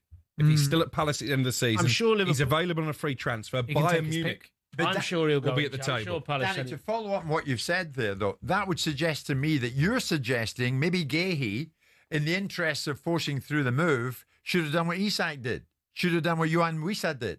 Yeah, he'd have got his own way. Well, there's four players, isn't there? Jorgen Strand-Larsen and Mark Guehi, who wanted moves. They didn't get them. Strand-Larsen came off the bench in an EFL Cup game and scored a brace. Mark Guehi played in the last game and scored and is the captain. The other two got their moves. Well, if Guehi a couple of games ago had thrown his... I'm not suggesting he's that type of lad. Obviously he's not, but I'm just using it as an example. Because he's not that type of lad. You weren't that type of lad, Dan. Well, I did force... like that. I did force one. I had to. But... it wasn't comfortable. No, circumstances were different. They were different. And every player's individual. And Guehi's supposed to be a great lad, so respect to him for the way he's conducted himself. What I'm saying is, the way football is sometimes, this opportunity now might never come again. There's a possibility of that. I get what you're saying. Now, sometimes an opportunity comes to you in life where you have to do whatever it takes to get to that place. Well, in whatever way, you look at it. Yeah. He didn't. He decided, I'm going to keep playing, do the right thing. He made it easy for Palace to keep him. If he'd have kicked up a stink a couple of weeks ago, already out the team, telling Parish, if you don't let me have this opportunity, which might never come to me again, all the things that Isak's done, Wissa's done, he might be playing Champions League. I tell you what, Alex, this is the first bit of good news that Palace fans have had in a while after the John Textor situation and the demotion from Europa League to Europa Conference League, the loss of Eze to Arsenal. And now, oh my God, surely not. We're going to lose Mark Guehi as well. Well, no, you're not, Palace fans, because Guehi stays with Crystal Palace. It's the first bit of news that Palace fans tonight will think, thank God. Absolutely, and a lot of the focus is going to be on what this means for Liverpool. Obviously, having allowed Gerald Quansah to leave the football club, there are always doubts, I think, about Joe Gomez and his ability to stay fit. But we know now, I think, why Liverpool weren't sanctioning moves for him today. There was interest from AC Milan. There was talk of Brighton, although I'm not sure how firm that interest was. But Liverpool made it pretty clear very early in the day that Joe Gomez wasn't going to be allowed to leave because they always feared this Guehi deal could collapse. In terms of Palace, this could save their season. I don't think that is an exaggeration. Do you not think Those then January is going to go then? Sunderland in particular, yeah, but they might get enough points on the board between now and January to avoid being dragged into a relegation scrap because Sunderland are not here in particular just to make up the numbers. Those promoted teams, I think, are going to be a lot stronger. And without Mark Guehi, I think Palace would have been looking over their shoulders. And ultimately, it sounds like Steve Parish had a choice. Yeah. Lose my captain and maybe lose my manager as well. Keep my captain and I keep my manager. And lose. Alex, Danny, we turn our attention to Arsenal because there's good news now for Arsenal fans and Ben can bring it. Yeah, I've got one in and one out. The big news is that Arsenal have confirmed Pierre Incapié has joined from Bayer Leverkusen. It is a loan with an initial option, 52 million euros. All parties, though, expect a purchase. So this is being viewed by Arsenal sources as pretty much a lock as a permanent signing, but officially it's a loan with a buy option. The Ecuadorian defender joining from Leverkusen can play left centre-back or left-back. And one out confirmed. There'll be more this evening from Arsenal as well. Doesn't look like Alexander Zinchenko is going to get his move to Marseille. We understand that has collapsed. But Hamburg have confirmed Fabio Vieira has joined. Remember, he was linked with Stuttgart in Germany as well. And that is a loan with a buy option. Alex, one in the passing, Ben just mentioned Olympique Marseille there. I see Tony, who's a Brighton fan. Why in the passing has Matt O'Reilly, who spent such little time fit at Brighton, is now out of the football club and heading to Marseille to join De Zerbi? Yeah, that one did take me by surprise because I'm surprised. Up until a week or so ago, the plan, I think, was that he would stay. He'd been getting minutes. I was going to say, he'd been starting games this season, and by all accounts, had impressed Fabian Hürzeler. So to allow him to go out on loan was a strange decision, but I guess you can't really question the decisions that Tony Bloom makes because more often than not, they tend to pay off. Yes, indeed. Tony Bloom, of course, a £10 million recent investment in Heart of Midlothian. And now many Hearts fans think, could this well be the season that Hearts will be seen as the disruptor of the old firm? Well, maybe. And Tony Bloom, who's already played his part in Brighton's success in no small fashion, may well do the same at Hearts north of the border. Want to hear from Liverpool fans because many of you have already been in touch about the acquisition, of course, the huge money acquisition of Alexander Isak to go off the back of course, the likes of Florian Wirtz, of course, the likes of Ekitike. You really have got yourself a force there, Liverpool. Is this the squad that will go on and retain the title? And of course, the big breaking news now, again, it involves Liverpool, but not so much not getting someone, because Mark Guehi is not going from Crystal Palace to Liverpool. Mark Guehi stays at Crystal Palace. And Alex Krug was alluding to the ingredient in that story, that there was a dimension there that Oliver Glasner might well have felt like throwing his toys out the pram, and one wonders where that would have led to. Had Guehi joined Liverpool tonight, what might have Glasner done next? Well, Glasner, no doubt, agitated for Guehi to stay at Palace, and Guehi has indeed stayed. Palace fans, how do you feel? Other than a huge collective sigh of relief. 03717 223344 810 89. Jim White, Alex Crook, Ben Jacobs and Danny Murphy live on talkSPORT on this transfer deadline day.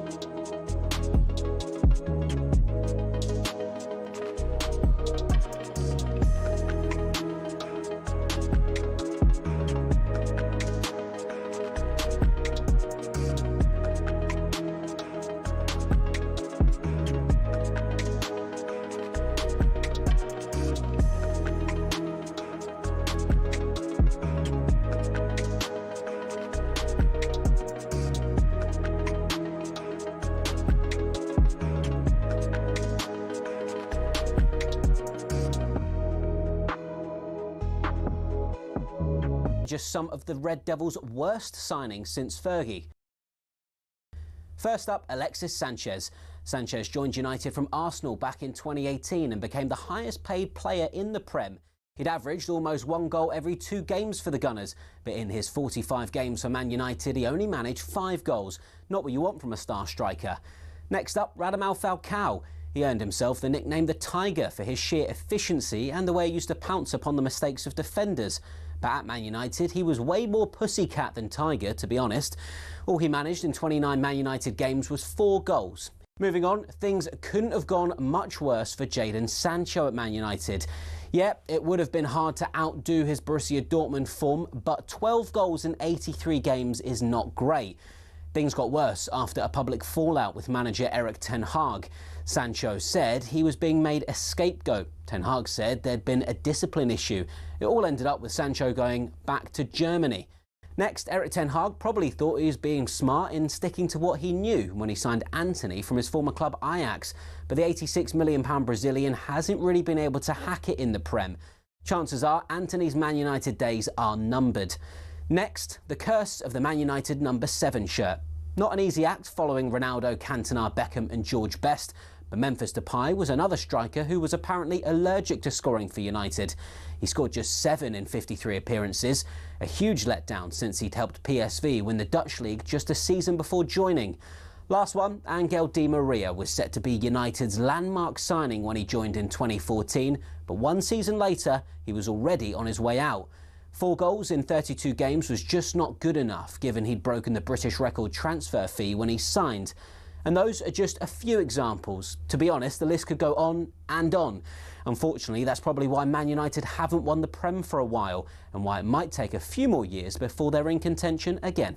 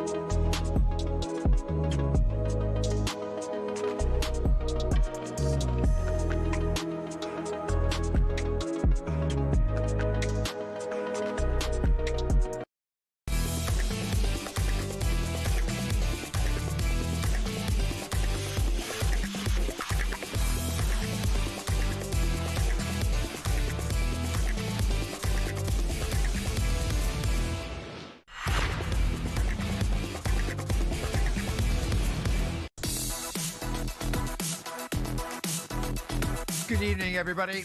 It is Monday night. This is Monday, September the 1st. It is Jim White, it's Danny Murphy, it's Alex Crook, it was Ben Jacobs. Ben is out there scurrying about, back on his phone, because this is transfer deadline day, the actual deadline itself. Earlier than we are used to, 7 p.m. this evening, not the normal 10 or 11 o'clock. But by God, have we seen some deals go down. And of course, the biggest of the lot, Liverpool got their man. From Newcastle to Liverpool, Alexander Isak has joined Liverpool for an enormous fee, £125 million. It is a 6-year deal. Remember, the first bid was unsuccessful of £110 million. Would Liverpool be back? Well, they were back, spectacularly back, and they got him for £125 million.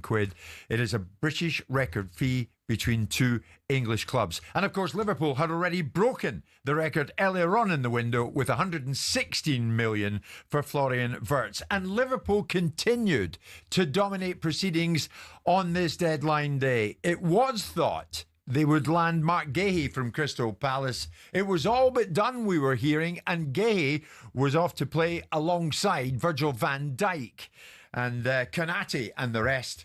But that has not happened, and Oliver Glasner, in no small part, has had a big say on this. And Guehi stays at Crystal Palace. I'm delighted to say financial football expert Stefan Borsen joins us in the studio here in the 17th floor of the news building. Stefan, I'm going to get to you in 1 second. But Alex, many Crystal Palace fans are getting in touch saying, to what extent should we congratulate Glasner for the part he's played in Guehi staying? I think he's played a huge part. As I mentioned, sources close to Guehi suggesting to me when we broke the news that deal was off that Oliver Glasner would have contemplated walking away from Crystal Palace had they have sold his captain without bringing in the replacements that he wanted. There is also talk in Germany tonight that Bayer Leverkusen, having sacked Erik ten Hag, the former Manchester United manager, do have Oliver Glasner on their radar. So I think Glasner probably was coming from a position of strength. What it means for his future, we will see. There's going to need to be some relationship building, I think, between Steve Parish and his manager, and probably his skipper as well, because as much as he's conducted himself brilliantly throughout this whole saga, at one stage today, he would have envisaged himself running out at Anfield in that Liverpool shirt, and of course, that isn't going to happen. A few deals that have gone through while you're on the break. Tottenham have confirmed the signing of the French international forward Kolo Muani, Randall Kolo Muani, on a loan deal. That's a straight loan, no option or obligation. I'm told that Kevin, a Brazilian winger from Shakhtar, that is done. His club record move to Fulham has been completed for a fee in the region of £35 million. Jakob Kivior has left Arsenal for Porto. That's a loan deal initially with a €26 million obligation. And Harry Wilson, there was talk that he would leave Fulham to join Leeds. And I know Leeds fans are disappointed with their lack of deadline day activity. That move is now off. He stays at Fulham. Do you know what's weird, Jim? Go on, Dan. You know, I don't know if you remember this. You probably do, doing all the transfer deadline days. But do you remember when the Van Dijk deal fell through last minute when he was supposed to go Southampton to Liverpool, and then he had to wait to the next window? Right.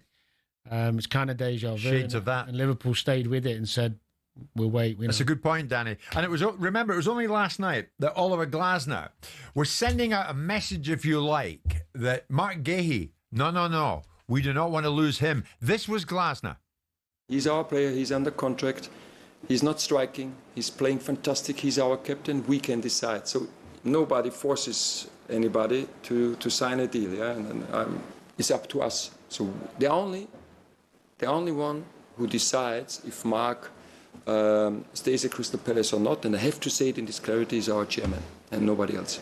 And it's all about Crystal Palace future, about this season. You know, we have such great times at the moment, this football club, maybe the most successful in his history. Yeah? And now the club has to take a decision which direction the Crystal Palace wants to go. I think this is the decision to make, and then let's see what happens tomorrow. That was Glasner last night. Tonight, we know Guehi stays. Andy is a big Crystal Palace fan. Andy, good evening. Big sigh of relief from you. How are you feeling? Yeah, hi Jim. I mean, today's my 75th birthday, and I'll tell you what, I'm not sure my heart can take any more of this. Happy birthday, Andy. Thank you. It's been an incredible day, but I just really wanted to say that, like you've already intimated, that the Palace fans are so grateful to Oliver Glasner, because it basically, the way I see it, is that, he said to Steve Parish, if Guehi goes, I go, and in all the years I've been supporting the club, everybody will tell you, he's been a brilliant manager. Mark Guehi has been so professional. But the thing that worries me is, we've had this saga going on, all the summer, and here we are, half an hour before deadline day, and we're still deciding whether we're going to buy somebody 10 minutes before, the door shuts. And that, combined with the Europa and the conference debacle and the lack of building the new main stand, questions are going to be asked about the club, of what they're doing. Yeah, I think you're right. I think Andy has spelt it out. It's a bizarre set of circumstances where they knew of Liverpool's interest, they knew of Guehi's last year. He's coming to his last year, and they didn't get someone in the building.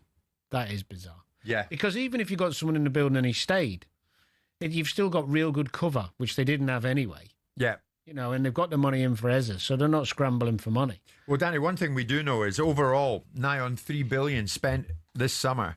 FFP expert, he's that and a whole lot more. Stefan Borson has joined us in studio. Whatever happened to PSR killing the windows, Stefan? Good evening. Yeah, well, that was last year. This year has been about PSR being dead. I mean, I think we've spoken about it before in the studio about really on the back of the Chelsea moves, the Villa moves, Everton's sale of the women's team. Once you start finding ways that are known about across the league as to how you can get round PSR, then of course you can forget about PSR being the key restriction to the spending. So all clubs have effectively got themselves a ripcord. Just on that then, why would Villa be struggling so much compared to others? In terms of going forward? Inability to spend. Well, because they've massively overspent, but they did sell the women's team. So they got through last season. So they've been in a period where they've been very close to the wire for the last 2 seasons because they've been investing. Yeah. Then what happened in January of last year when we were sat here a year ago, they in the January, they spent on 3 loan players, big money. You know, Asensio from PSG, Rashford from United, and Disasi from Villa, from Chelsea. Yeah. And so they invested heavily and missed it by what, a point? Champions League? Now, the difference between Champions League this season and Europa League is probably something like 40 or 50 million quid for Aston Villa. Okay. You know, it's very hard now not to make 70 million quid minimum from the Champions League. And if you do well, and if you get through to the playoff, get through to the round of 16, get through to the quarterfinal like they did last season, you're making 90 million quid. We saw it, the numbers that have just come out give the minimum number for Newcastle. And Newcastle published 2 years ago when they were in for 23-24's Champions League, they published that they made £30. They're going to do €60 million minimum before they kick a ball. Really? Before they get a point, before they kick a ball. Yeah. Right? So Villa's problem is they've missed out. They had a Champions League cost base and they've missed out on Champions League. And they've got a big hole. Yeah. So laid on top of that, they got the UEFA restrictions. Stefan, many people asking me to ask you, how the heck have Liverpool spent so much? Yeah, well, look, Liverpool is a story of prudence over a very long period. Exceptionally good from the commercial perspective. Did you see this coming? No, this amount. Well, I mean, look, you can't see it coming when last summer was the opposite of this. Yeah. And you know they've moved in a completely different way, I think, from traditional the Liverpool approach. I mean, if you remember back to what Klopp used to tell us, they couldn't do it. You know, it was only City and Newcastle and PSG that could do this. So it looks like that might not quite have been true. And really, it was about a strategic choice at that point, and they've gone in a different direction. And I think they've executed it, aside probably from the Guehi one, where I think maybe they just took it a little bit too far with not offering maybe 50. You know, really trying to slightly penny pinch on it because they had Palace over a barrel in that last year of his contract. Maybe if they'd have gone in at 50 with a bit more force earlier on in the window, maybe they could have had the player tonight. But I think aside from that, I think Liverpool played almost every one of the scenarios brilliantly. Right. Net spend. You won't be surprised to know that Danny and I were trying to make sense of this before we came into the studio, and we got nowhere fast. So how important is net spend amidst allegations of teams buying their way to success? Well, I wouldn't look at net spend in itself because net spend is slightly misleading because obviously... Told you, Danny. Obviously, if you go back, if you fill up your coffers with players, your pot with players, you buy 5 players last season, then all of a sudden you've got more stock to sell this season. It's kind of what Chelsea have been doing in terms of net spend. Really what you've got to focus on is, are each of those transactions profitable transactions from a PSR perspective? So, for example, if you look at, if you sell a young player, we know all about that. It's pure profit for PSR perspective. Kwanzaa, for example. Kwanzaa, perfect. And then on top of that, you've got the benefit, and this is where the benefit of selling lots of players, whether they're at profit or not, you've got the benefit of the cash flow. And that's where the deals that Manchester United have done, for example, are still important. So some of those deals individually are terrible deals. I mean, if you look at, if you look on the headline, selling Anthony for 25 million euros when you bought him for 90 is a terrible deal, except for the fact that you're getting the cash through the door, you're stopping the spend and the liability of the wages. And so you have to look at it from that perspective. And you're getting rid of a player that you don't want. Correct. So there are benefits to selling players, even if you're not making a PSR accounting profit. Yeah. But net spend is a bit of a blunt instrument to assess a club's performance financially. Stefan, there's a lot we want to get into in this hour. Of course, the deadline has come and gone. It was 7 p.m, earlier than usual. And let me tell you, although Alex and Ben have brought you right up to date with the movers and shakers and who has gone where, and more importantly, in the last 20 or so minutes, who hasn't gone anywhere, Mark Guehi stays at Crystal Palace. For a full comprehensive list of today's done deals, head to the talkSPORT website, talksport.com. More from Stefan in a second, more from Alex in a second, or more from Alex now, because he wants to jump in before the break, as he often does. Just one to keep an eye on. I think this one probably will be confirmed tonight. Reece Nelson on loan from Arsenal to Brentford. Expectation is that one gets done. He always wants the last word. And why not? He's Alex Crook, live on talkSPORT.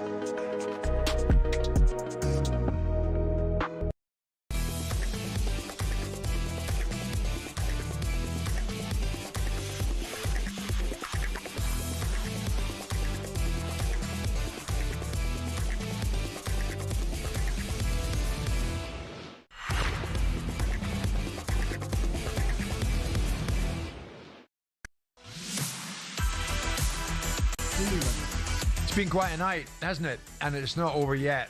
Not by a long way. Jim White, Alex Crook, Danny Murphy and FFP expert Stefan Borsten in studio here. Live on talkSPORT, in studio on the 17th floor of the news building. This being transfer deadline day. The deadline has come and gone earlier than usual, 7 o'clock deadline. And towards the end of that deadline and thereafter, it's been a story of who didn't leave a club to go to another club. Liverpool didn't get Mark Guehi over the line, and he stays with Crystal Palace, much to the relief of every Palace fan everywhere, but particularly Oliver Glasner. Before I go to Stefan, bit of news north of the border on Rangers, and it involves Everton. What can you tell me, Alex? Yeah, we've not focused too much, have we, on the Old Firm today? Obviously, a disappointing match between those two at the weekend, and it's been a tough start to life at Ibrox for Russell Martin, but not one but two signings coming through the door this evening on this deadline night. Chamiti coming in from Everton, Yusuf Chamiti. That's an £8 million deal for Rangers, a striker from Everton. And they're also, I'm told, signing Derek Cornelius, a defender from Marseille. So Russell Martin being backed by the 49ers, the owners at Rangers, right at the end on deadline day. Well, that's interesting, because I'm looking at Graham, a message from Graham, who's a big Rangers fan. Jim, ask your pal Borson, that must be you, why haven't the 49ers, quotes, gone for it? What does he mean by that? In other words, obviously, he's wanting to know, why didn't they throw a hell of a lot more money at this window, Stephen? Could they have? Might they have? Why didn't they? Well, I think the reason that they haven't gone aggressive is because obviously they missed out on the Champions League. But I think a big part of the strategy for them going forward has to be to invest in that squad and try and find a way to make Rangers and the Scottish Premier League an incubator for the Premier League. So if you look back over the last 10 years, they've had almost no player trading profit. They do, best part, £10 million a year is the maximum they kind of generate. What they need to do regularly is to deliver what we're seeing out of Germany, out of France, out of Holland, where the top teams are delivering stock for the Premier League. You know, so you're generating 40, 50 million pound of profit. And then what you're doing is you're going back, you're reinvesting that by buying players maybe from Holland and from the junior players in the Premier League, so the under-21s, like they've just bought from Everton, and it becomes, a self-fulfilling cycle, because what you then do is you can get a better team in the Champions League because you're constantly reinvesting. And really, so that's the challenge. I can't imagine that they're going to go with the approach that they've had before, which is effectively not making money on player trading. It's a massive gap, and we're not talking about the last couple of years. This is a 10-year problem that Rangers have had. Sure. Aston Villa very much on many people's minds tonight, Stefan. And again, I want to get into this further with you. Well, the likes of Liverpool have been spending, like, as Simon Jordan would say, a drunken sailor. Over £400 million spent, breaking transfer window records right, left and centre. 125 million, of course, on Alexander Isak. 116 million on Florian Wirtz. Aston Villa, a whole different story. Despite a Champions League run last year, Villa have been one of the league's lowest spenders this summer. They've brought in Victor Lindelof, a free, Sancho on loan, Harvey Elliott on loan. In the circumstances... Well, I tell you what are the circumstances for Villa? Explain it to Villa fans. Look, they've got a very complicated backdrop, which is that they're trying to comply not just with PSR that we know about, but they've actually failed and breached both elements, the key elements of the UEFA rules. The squad cost control, they breached that. They were fined £6 million. And they also breached the football earnings rule. And they're in a settlement agreement in respect of that. And that settlement agreement, they paid £5 million for that. It's a good deal because ultimately it buys them 3 years of sorting out their problem from a UEFA perspective. But it's very complicated. If you're trying to run a P&L in a football club, it's very complicated to work with that matrix of regulations that you've got to work with. So I think what they've done is, obviously they missed out on the Champions League. That is a big hit to them. Sure. There's no way around that. And so they've then cut the costs of the players that they loaned in. They've not signed those players on. And they've waited right to the end of the market. I mean, that's in itself, just the timing of it. It's not just the deals they've done, it's the timing. They've waited to literally the last day, and they've done deals that, at best, are loans with obligations next year. Because, again, what they don't want to do is crystallise the cost in this current year. Everybody's having a say in it as well. Even John McGinn. I know John well, of course. After selling Jacob Ramsey to Newcastle, McGinn said on social media, Stefan, always humble, respectful, willing to learn. This is obviously Jacob Ramsey he's talking about. A sad day losing a top player and a person and one of our own, but it seems the way football is set up these days. And then Unai Emery. he was challenging it as well. We cannot avoid that the summer has been challenging because the financial rules were conditioning our investment in the squad. Financial control rules came into football to avoid bankruptcies and payment defaults, but as pros, we should review it. I mean... Well, it doesn't suit them. I mean, clearly, Villa are the team. At all levels at Villa, it doesn't suit them. They're not happy. The management's not happy. The players aren't happy. Well, I mean, it's interesting that it's now got to the point where, and Alex jokes about me even being in the studio in terms of, talking about football regulation. But we've now got players talking about it, right? I mean, that tells you there's a problem. So the players are talking about it. They think it's unfair. You've got good players having to leave because you've got to generate the profit because you missed out by a point.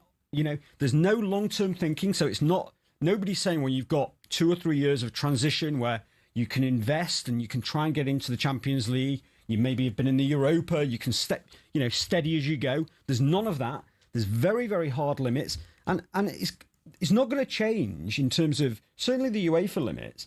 It's not going to change. This is a 70%, effectively a 70% cap on that calculation, which is not just as simple as taking the turnover and looking at the wages. It's a bit more complicated than that. But that 70% is going to be a problem for any team who's trying to crack the Champions League, and particularly if you're a club without revenue of £400-500 million.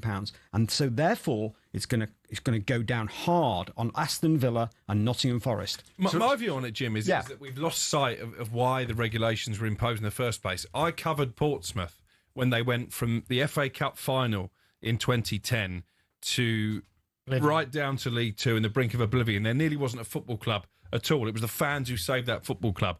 And that's why the Premier League decided to bring in these PSR rules. But what you're now doing, as well as obviously stopping the doomsday scenario, you're stopping ambitious owners like Aston Villa's, like Newcastle to a certain extent, although I'm not sure how ambitious they've actually been when it comes to keeping Alexander Isak. Maybe that's for another day. But you're stopping them crashing through that glass ceiling to become regular contenders for a Champions League place. And what you're actually doing is you're protecting the legacy clubs. Chelsea, Manchester United, Manchester City, Liverpool, Arsenal seemingly can spend what they want or find loopholes around it in Chelsea's case. And clubs like Aston Villa and Newcastle can't. I think that PSR rules are fundamentally flawed. Is it time to... Well, Villa have done it. Remember, the first thing is Villa have done it. So Villa did pull the ripcord as well on the women's team. So they got through last season. So right. Should you have to do that? Should you have to sell hotels, women's team? Not really. As football fans, we love to see players come through the academy into the first team. He's one of our own, is the chant that football fans love. By encouraging clubs to sell off those players, again, fundamentally flawed. There is an argument, though, to suggest that the mismanagement of some of the recruitment departments and the amount of money spent on average players and not doing that part of the side properly comes back to bite them, because you're only having to sell academy players like Ramsey or whoever it is, whatever club. Yeah. Chelsea have sold a few Yeah. because of your incompetency around the other management of the players you're bringing in and the money you're spending. It doesn't really apply to Villa, though. The reality is Villa have actually bought pretty well over the last few years. If you look at players like, Watkins, the goalkeeper, but they haven't been able to sell them on because they get to a certain age. You're investing for 2 or 3 years, so the player becomes 29 or 30, and then it's hard to sell those players on. So then you go back to looking at players like Morgan Rogers, and obviously you don't want to sell him because, that generates the big profit, but you don't want to sell him. But the problem that Villa have got is it's not just the PSR problem. They've got the UEFA problem as well. And a lot of the tricks... quickly. So Villa used a lot of tricks that UEFA call tricks. Things like swapping players. So they did the swaps with Juventus and they did the swaps with Chelsea. UEFA disregard those in the calculation. So it makes it much harder to comply with the football earnings test. It makes it much harder to comply with the squad cost control test because that's also got an element of, are you making money from transfers? So if you delete those lines of your P&L, as you have to do for UEFA purposes, it makes it very hard for a team like Aston Villa to hit the numbers because they can't use any of those little routes that have been used by Chelsea, Villa and everybody else in the Premier League. Right. Now, of course, we shouldn't forget, we are also probably changing PSR anyway. Who knows? I mean, Richard Masters has said it is changing previously and has sort of rode back on that, and the clubs haven't voted it through. So Who knows what it's going to be? But as I say, the problem Villa have got is it's a bit more than just the domestic problem. Sure. I did think there's one thing just on Villa, which I think from a sustainability perspective is a bit of a concern. Running around doing these deals on deadline day actually might be less sustainable than something where you're having, sustained investment, where you're scouting players in an orderly manner, and you're not just opportunistically going round and buying players on deadline day. To take me to the break then, at this stage, where are we now? Coming up just at 8:30. Danny, in a sentence or two, how would you sum up the business? Lindelof on a free, Sancho on loan, Harvey Elliott on loan. In the circumstances, how have they done? Poorly. The only thing that saves them really is they've already got a pretty damn good squad. The little shining light in that might be Harvey Elliott. He could be a major player. Yeah, I agree. Last word, Mr. Crook. We hit the break. Well, last word actually brings you a bit more breaking news, Jim, and it comes from Manchester City. One goalkeeper in, one goalkeeper out at the Etihad. Gigi Donnarumma, £26 million fee agreed for him. What a steal. Ederson to Fenerbahce for £12 million. Gee. What's James Trafford thinking right now? Exactly. Donnarumma in at City. We'll get into that after this break.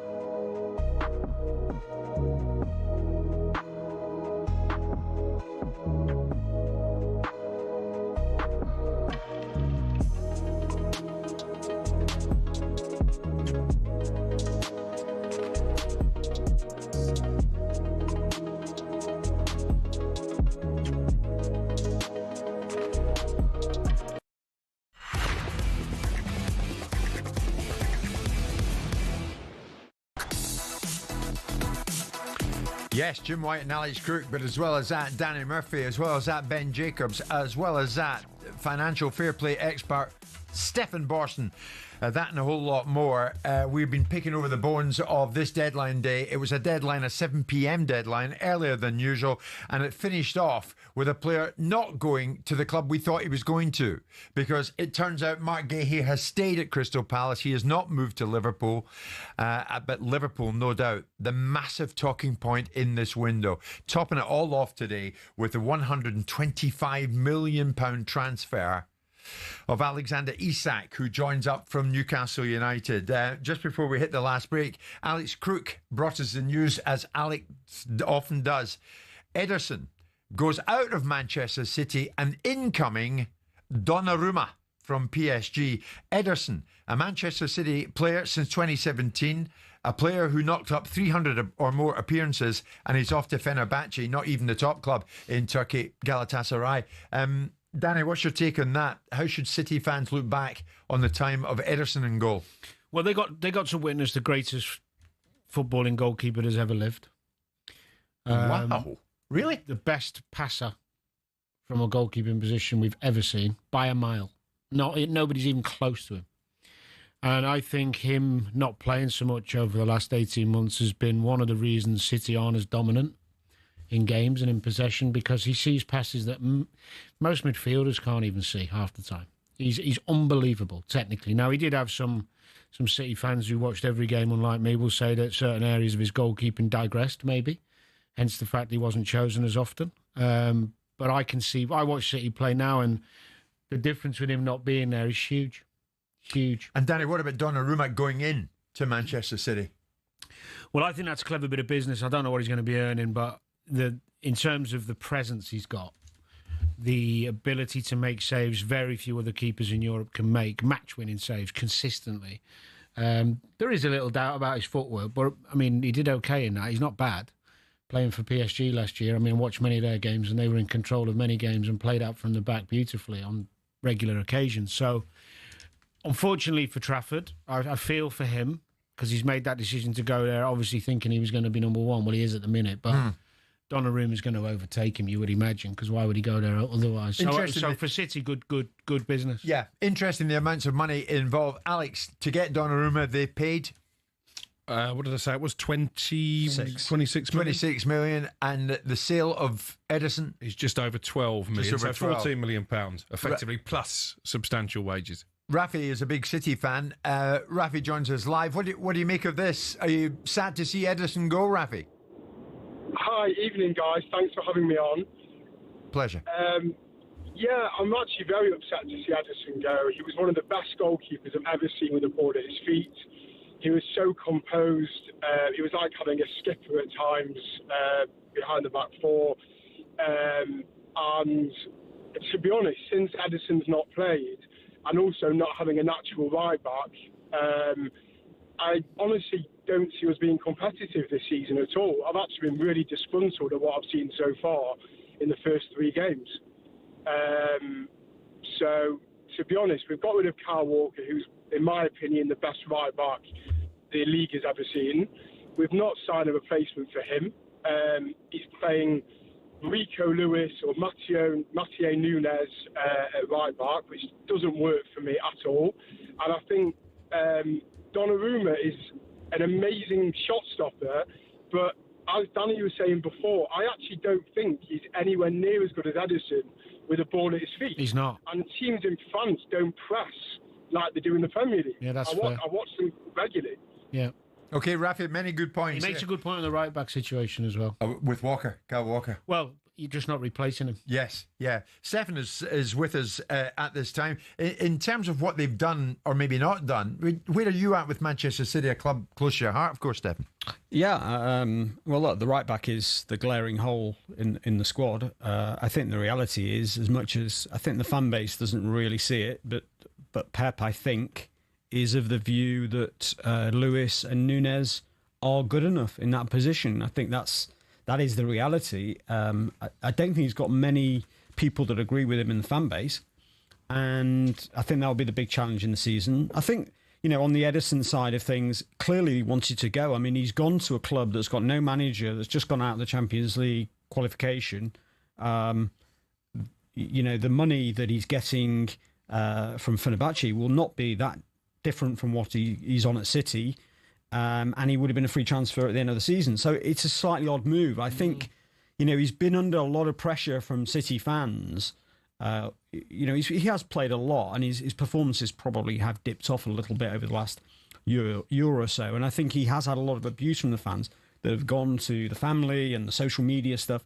And I suspect maybe it affected him, because I don't think at the start of the summer the plan was for Ederson to leave. I think they bought Trafford as a sort of transition. He would work. He would play certain games. Ederson would play. They would work together. Yeah. They would develop Trafford, and Trafford would then take over going forward. Yeah. But I think as the summer dragged on, I think Ederson became keener and keener to leave. You know what I'm going to say here, Stefan? Manchester City still doing business, and in the background, 115 still drags on.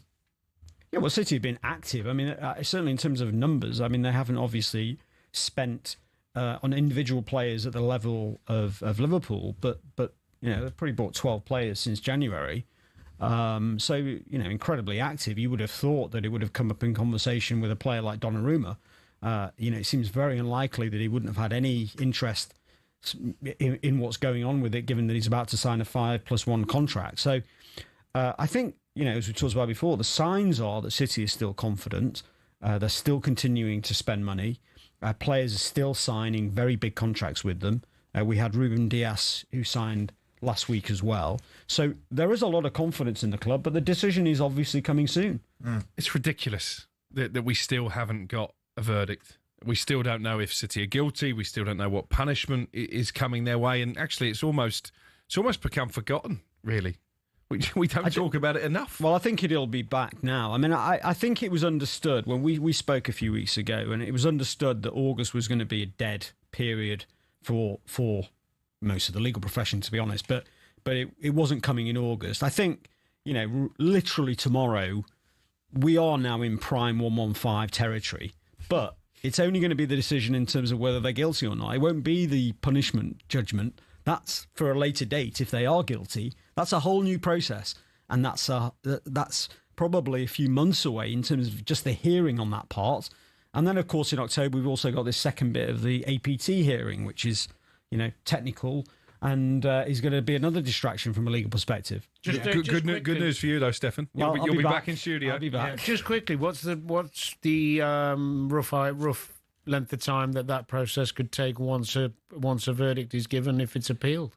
Well, so there's all sorts of questions as to whether they can appeal first or go to the sanction hearing first. So do they say, well, look, we'll postpone the sanction hearing until we've appealed the liability hearing, i.e. whether they did it or not?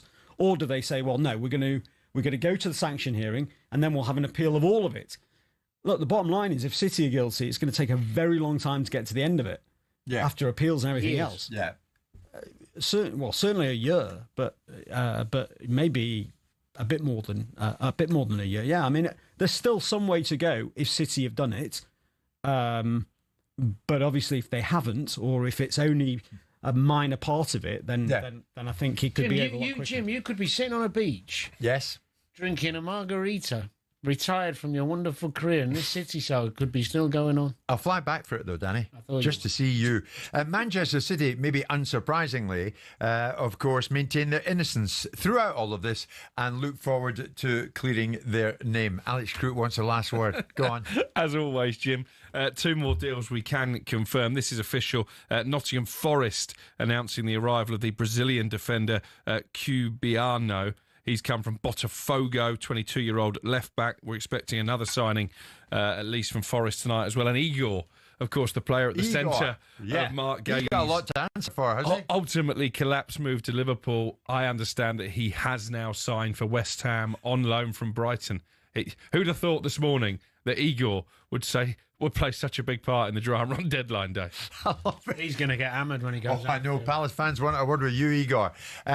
We'll get a word with Igor further down the line. It is 8:45 on this deadline day. A lot still to come your way. It's Jim White, Alex Crook, Danny Murphy and Stefan Borson live in talkSPORT.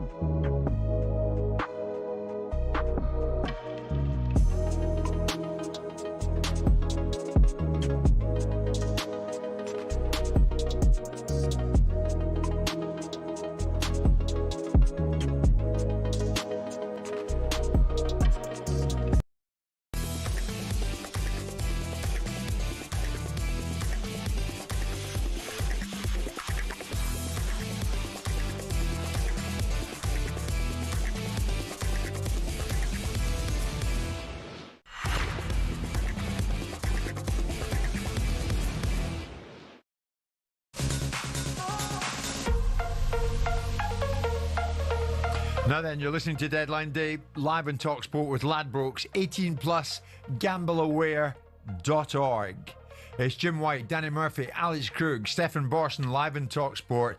And of course, we are coming live to you throughout the country in a variety of different ways. You can watch us Samsung, LG, Fire TV, Apple TV, Chromecast, Android, Google TV, even Prime Video. Stefan, they're watching us everywhere, and we're delighted about that. Thank you for being with us throughout this. It carries on with Mr. Crook, Mr. Murphy, and Mr. Ben Jacobs.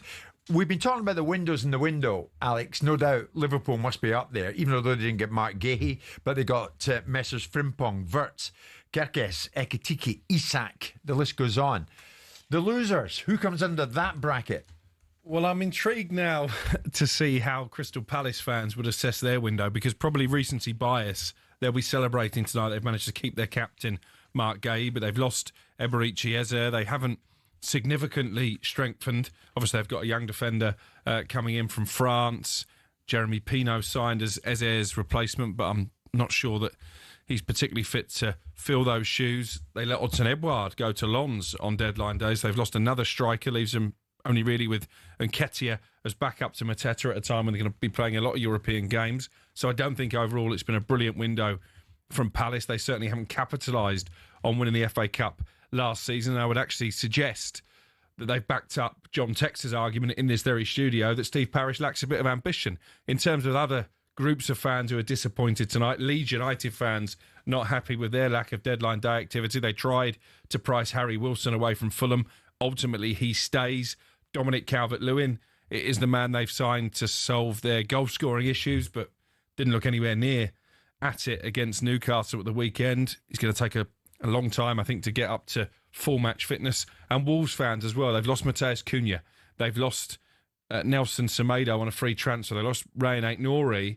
And I know a lot of people connected with Wolves feel like they lost him too cheaply to Manchester City. They've kept Jorgen Strand-Larsen, yes, which will go down as a big win. They've only signed one player today. They look very light, particularly in midfield. I think they're vulnerable, Wolves, to those newly promoted teams who are going to have a go. Danny, what about the lure of Manchester United? What does it tell us that they've had to shop in the Wolves and Brentford markets this summer? And, of course, no European football for them. Yeah, I suppose when you put it like that, you could argue that it's a different Man United and a different philosophy. I'd probably look at it in a more positive way for them, in that what they decided to do, instead of looking further afield and go for risks, because anybody from coming in from a different league's a risk, they went for tried and tested. You know, Mateus Cunha's been brilliant revelation for a couple of seasons in the Prem. He's torn teams apart, and Brumo, another one, got better over the last 2 seasons, got 20 goals less. So they decided, you know what, no more risk. Forget that it's unfashionable, and we're going to shop at Brentford or Wolves, but these are for us. This is what we need right now. But the midfield area is still a worry. It was a concern. You highlighted it earlier. I think it's a concern. Less of a concern because of the firepower they now have at top of the pitch, but still a concern in that system. And I think unless there's 2 players out there like Belieber and Kolo and Kanté types, wonderful physical athletes who can get around the pitch, because you need legs in to play a 2-man midfield. Yeah. They're going to have games where they struggle, yeah. Yeah. Alex? More breaking news, Jim. We've just been sent a joint statement from Dele Alli and Como confirming mutual termination of his contract. The statement says Dele is keen to secure regular playing opportunities, and as he was not part of the club's immediate plans, both parties feel it was the right decision to part ways ahead of the transfer window closing. So Dele Alli available as a free agent. What a fall from grace that has been. What has happened to his career?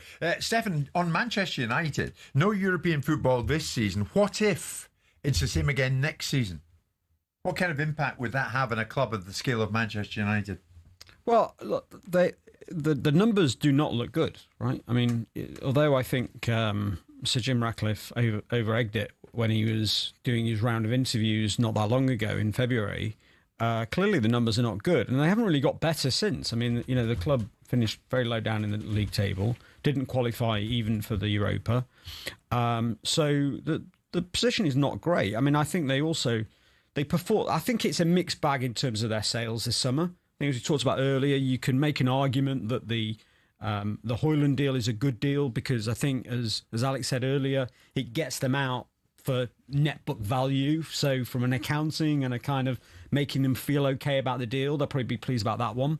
But some of the other deals have been financially very poor. I mean, Sancho, you go from expecting 25 million quid from Chelsea to ending up taking a loan deal, possibly with no fee. I don't know.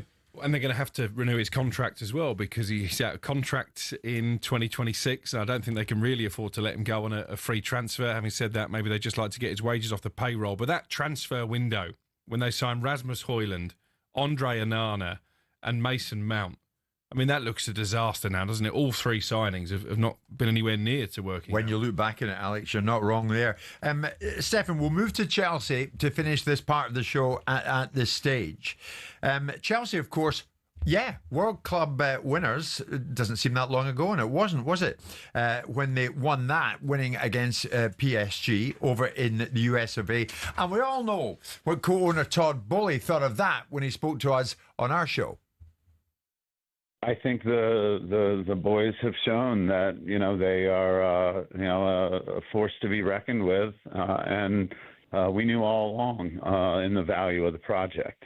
But we're hopeful that every day we wake up, the odds are that Chelsea is going to win something big.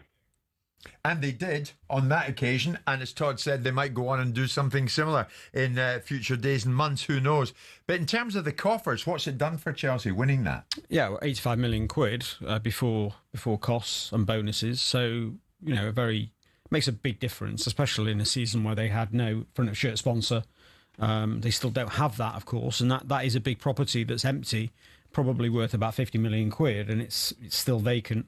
They also have lost the sleeve sponsor, so they've got some holes in the profit and loss account, but of course they've got so many players that they can deal with quite a few of the issues. They've dealt with the PSR issue, we know about that. They've dealt with that with a massive sale of the women's team, massive sale of a hotel, all the good things that we like to be talking about. So that's dealt with.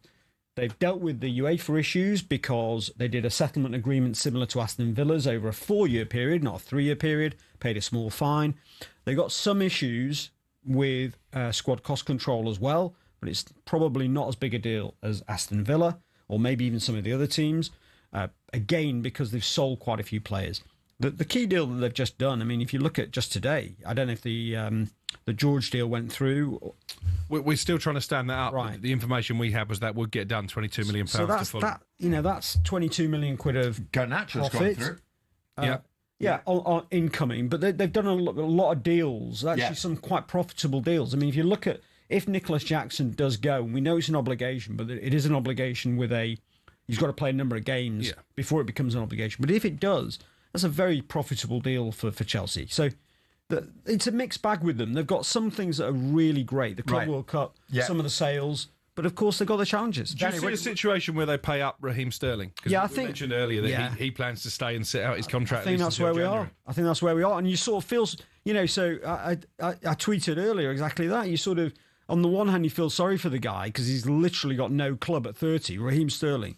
I watched many, many years of Raheem Sterling at City be a massive part of the club. And you sort of like, how does that happen?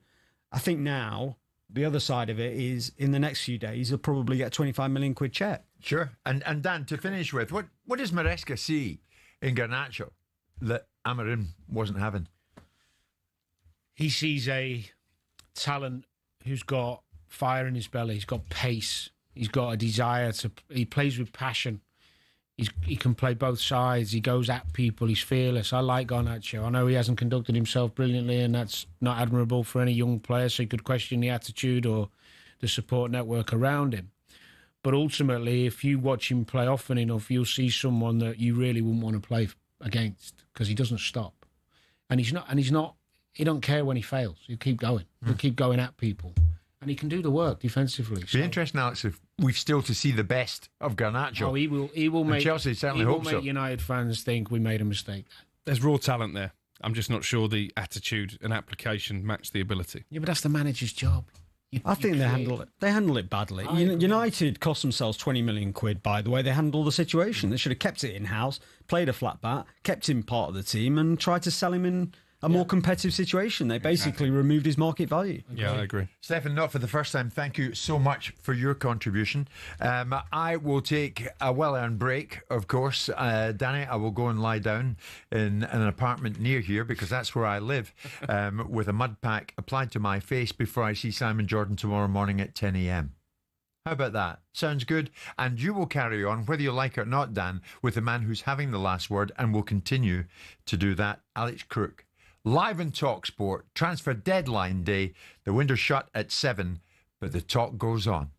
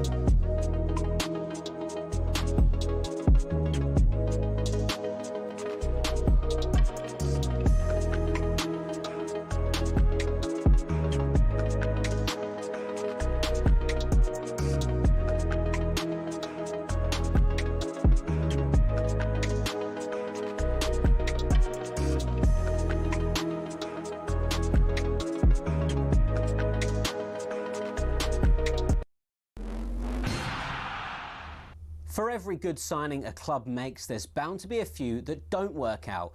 And Man United have certainly had their fair share of those, especially since the end of their golden age under Sir Alex Ferguson. Here are just some of the Red Devils' worst signings since Fergie. First up, Alexis Sanchez. Sanchez joined United from Arsenal back in 2018 and became the highest paid player in the Prem. He'd averaged almost 1 goal every 2 games for the Gunners, but in his 45 games for Man United, he only managed 5 goals. Not what you want from a star striker. Next up, Radamel Falcao. He earned himself the nickname the Tiger for his sheer efficiency and the way he used to pounce upon the mistakes of defenders. But at Man United, he was way more pussycat than Tiger, to be honest. All he managed in 29 Man United games was 4 goals. Moving on, things couldn't have gone much worse for Jadon Sancho at Man United. Yeah, it would have been hard to outdo his Borussia Dortmund form, but 12 goals in 83 games is not great. Things got worse after a public fallout with manager Erik ten Hag. Sancho said he was being made a scapegoat. Ten Hag said there'd been a discipline issue. It all ended up with Sancho going back to Germany. Next, Erik ten Hag probably thought he was being smart in sticking to what he knew when he signed Antony from his former club Ajax. But the £86 million Brazilian hasn't really been able to hack it in the Prem.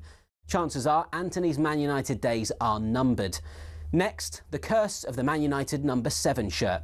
Not an easy act following Ronaldo, Cantona, Beckham and George Best. But Memphis Depay was another striker who was apparently allergic to scoring for United. He scored just 7 in 53 appearances, a huge letdown since he'd helped PSV win the Dutch league just a season before joining.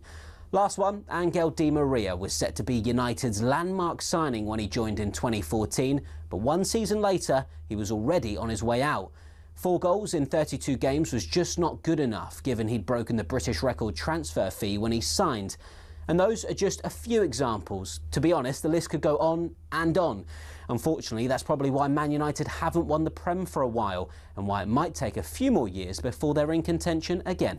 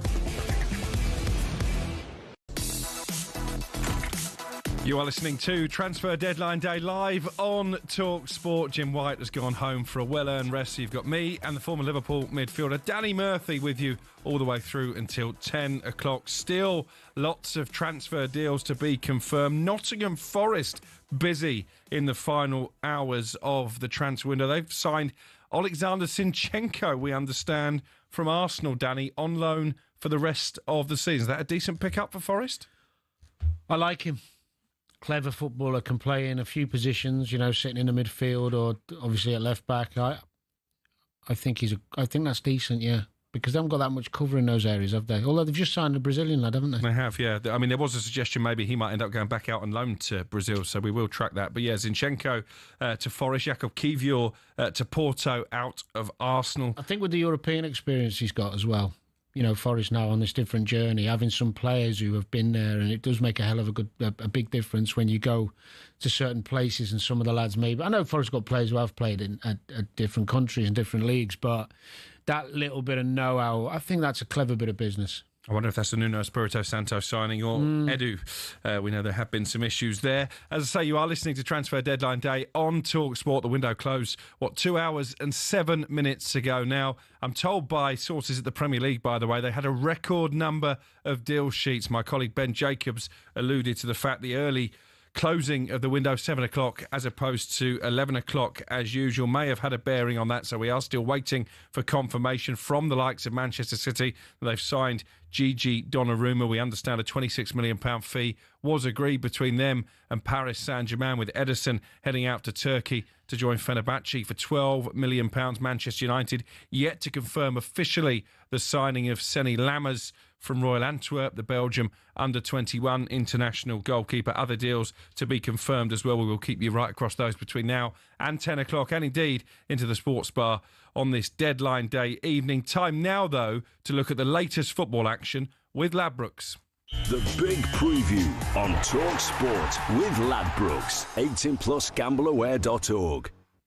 Let's talk about the title race, Danny. We saw the first sort of big showdown between two of the contenders. I was at Anfield yesterday, bored out of my brain for the first 80 minutes. It wasn't a brilliant spectacle, but lit up with a brilliant winner from Dominic Szoboszlai, a free kick for the ages.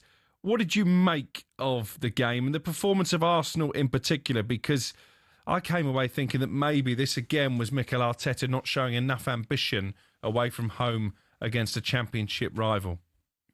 Well, I was like you, underwhelmed with the first half. More so with Liverpool because of the excitement around the new signings, and an expectation of Liverpool being at home against anyone genuinely makes you feel like, especially with the new signings, that you're going to see more attacking, more shots, more free-flowing football. But you have to give Arsenal some credit. They're brilliant defensively. Their shape's good. They've got some terrific players in terms of ball possession and retention. And to be fair to Liverpool, the little bit of criticism in the first couple of games regarding their defensive shape and their openness wasn't there to see. I thought they defended most of the game really, really well. Second half, I thought Jones was a game changer. I thought he added some tenacity and impetus with and without the ball for Liverpool. Liverpool started gaining some momentum as the second half went on. You start feeling like the game might open up.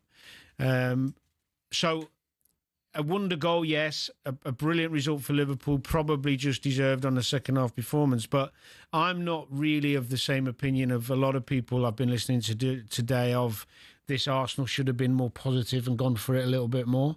I thought if you go to Anfield, I know how difficult it is from both sides. You've got to grow into the game. If you go gung-go at Anfield, you can be done after 20 minutes. We've seen it many, many times. So I thought Arsenal grew into the game reasonably well. Now, when it got a bit flat and they were struggling to make any impact and Liverpool were starting to edge towards dominating, he made the changes that you'd expect him to make. He was 0-0 when he brought Eza and Odegaard on. And it had probably been the better team for the first hour of the game. Maybe, yeah, but more controlled, for sure. I thought Madueke was excellent, but I thought my issue with it was that outside of Madueke, their next best attacking threat was arguably Calafiori. Yes, and I couldn't really understand there was times in the game, let's be honest, where you felt that, especially when they're knocking it around, like, go, come on, someone take a risk. Someone at least try and play one over the top or into Gyökeres's feet and get him involved. You know, it's like safe. It did feel a bit like that at times. So that is what I'd take on. But people are throwing that at Arteta rather than actually saying, well, the players got to take some responsibility. There's a time in a game where you go, do you know what? I want to be remembered in this game. I want to walk off the pitch and say, well, at least he tried. Kevin De Bruyne was one of the best we've ever seen at that. He always tried to make things happen. You know, players of that side, Gerrard, Scholes, people like that from the past. So, yes, it was a bit underwhelming as a spectacle. Liverpool haven't hit the straps and they've won 3 out of 3. Arsenal's performance was all right. I don't think it's yet. Don't get me wrong, if they end up going to City and going away to Newcastle and going away to Tottenham, wherever, the other teams, and being the same, and we don't see any progression from last season in terms of their away performance, winning away at the big grounds, then that argument could come, but not just on that game.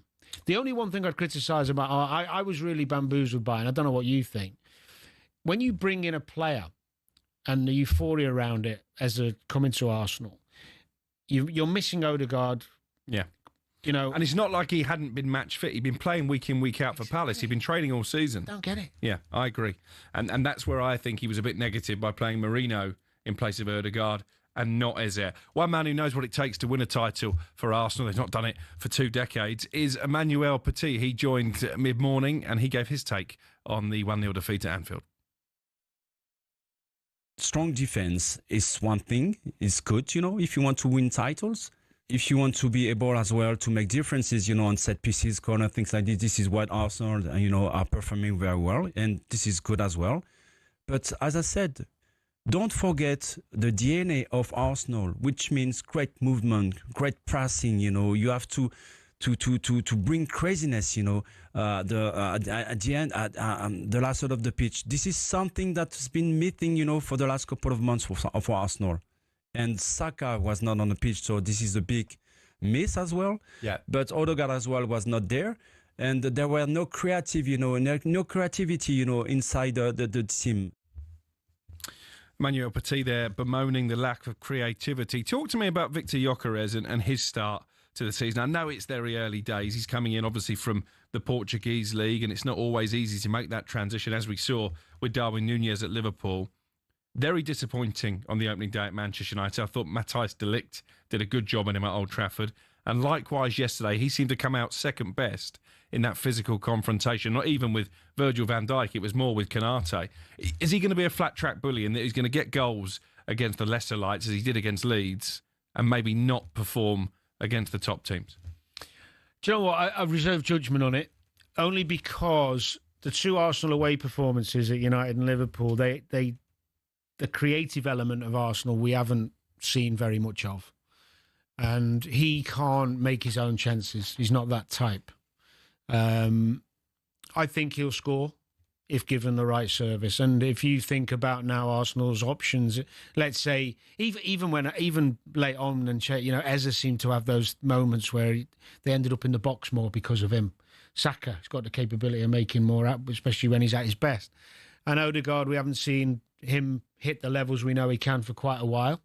So I think he's reliant on others. If you get crosses in the box and you get him the ball to his feet in the box, you're going to get goals. But I understand the opinion, regarding players sometimes don't look particularly silky and aesthetic, like from an aesthetic point of view. He looks a bit clunky. Yeah. But you could argue when you watch Haaland play and he doesn't score. He's the same. But he's just phenomenal. And Haaland's never struggled scoring against anybody. No. So let's give him a bit of time before we start nailing anybody. It's so difficult to come into a club that's got this expectation on its shoulders, and you've come in for a lot of money, especially when with the Arsenal, the narrative around Arsenal was they're a striker away from becoming the champions, basically. I don't think that's necessarily quite true. I think it was more about strength and depth all over, which they seem to have addressed. So I think the jury's out for sure, but I wouldn't jump on the bandwagon and say that he's going to fail against the big teams yet. No, I think he'll be all right. How many teams in the title race, realistically? Because City have already lost 2 of their first 3 games. Only one team in Premier League history have done that and gone on to win the league. That was Manchester United, 1992-93. Chelsea, unconvincing in their 2 home games, drew with Palace. Maybe got a bit lucky against Fulham. Is it a 2-horse race, or would you put City and Chelsea in it? I wouldn't put Chelsea in it. You're putting City in it, even though they've lost 2 or 3. It's been a strange start to the season because I don't know if you saw the game at Brighton, but I did the game and I was watching it thinking, City are in complete control here. This looks like a City performance. Chances, good possession. It was only the 4-man substitution from the manager that kind of shifted some of the momentum in the game, which was clever, by the way. But away at Wolves, they were good. Tottenham did a job on them, but even in the first 20 minutes against Tottenham, I thought they were a bit unlucky. But yes, 2-horse race looks likely, but I still wouldn't yet write City off, only because they've got just so many good players. How many marks out of 10 for their business? You look at their headline signings. Rayan Cherki's going to be injured now for a few weeks. Reinders started like a train against Wolves, not seen much of him since then. Donnarumma coming in tonight from Paris Saint-Germain is going to give them a lift. Obviously, Marmoush came in halfway through last season. Do their signings strike fear into you in the same way that Liverpool's would, for example? No, they don't. They don't. They're not of the same... Aït-Nouri as well. The same level. You could argue between Aït-Nouri and Kirkes being similar kind of... I thought Kirkes was good on Sunday. That was his best game.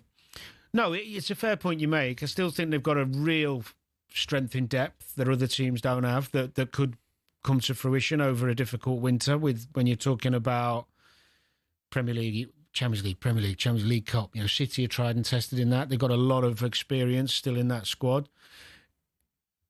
Arsenal and Liverpool are going to be up there for sure. I really believe that. Both got a real solid, stable defensive unit that looks really difficult to break down, whereas City are...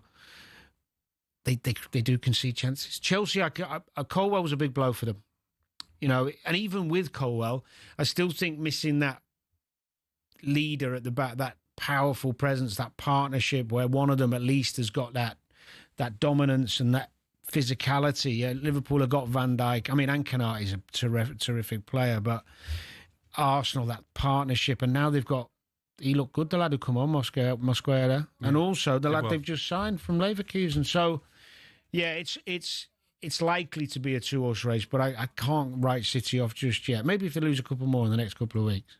You are listening to Transfer Deadline Night live on talkSPORT. Breaking news reaching us all the time. Not good news as far as Fulham are concerned. We understand their £22 million move for Tyreek George from Chelsea is off. That's a deal that isn't going to happen. Of course, the big breaking news tonight, the headline news, is that Mark Guehi's move to Liverpool has been scuppered at the 11th hour. More on that between now and 10 o'clock. And Yoane Wissa has completed his £55 million move from Brentford to Newcastle. And a bit of an exclusive for you. I don't know if you can see that on the camera. There is Yoane Wissa, Newcastle fans, your new number 9, taking on that illustrious shirt number at St James's Park. That was the latest football action, all thanks to Ladbrokes. 18+, gambleaware.org.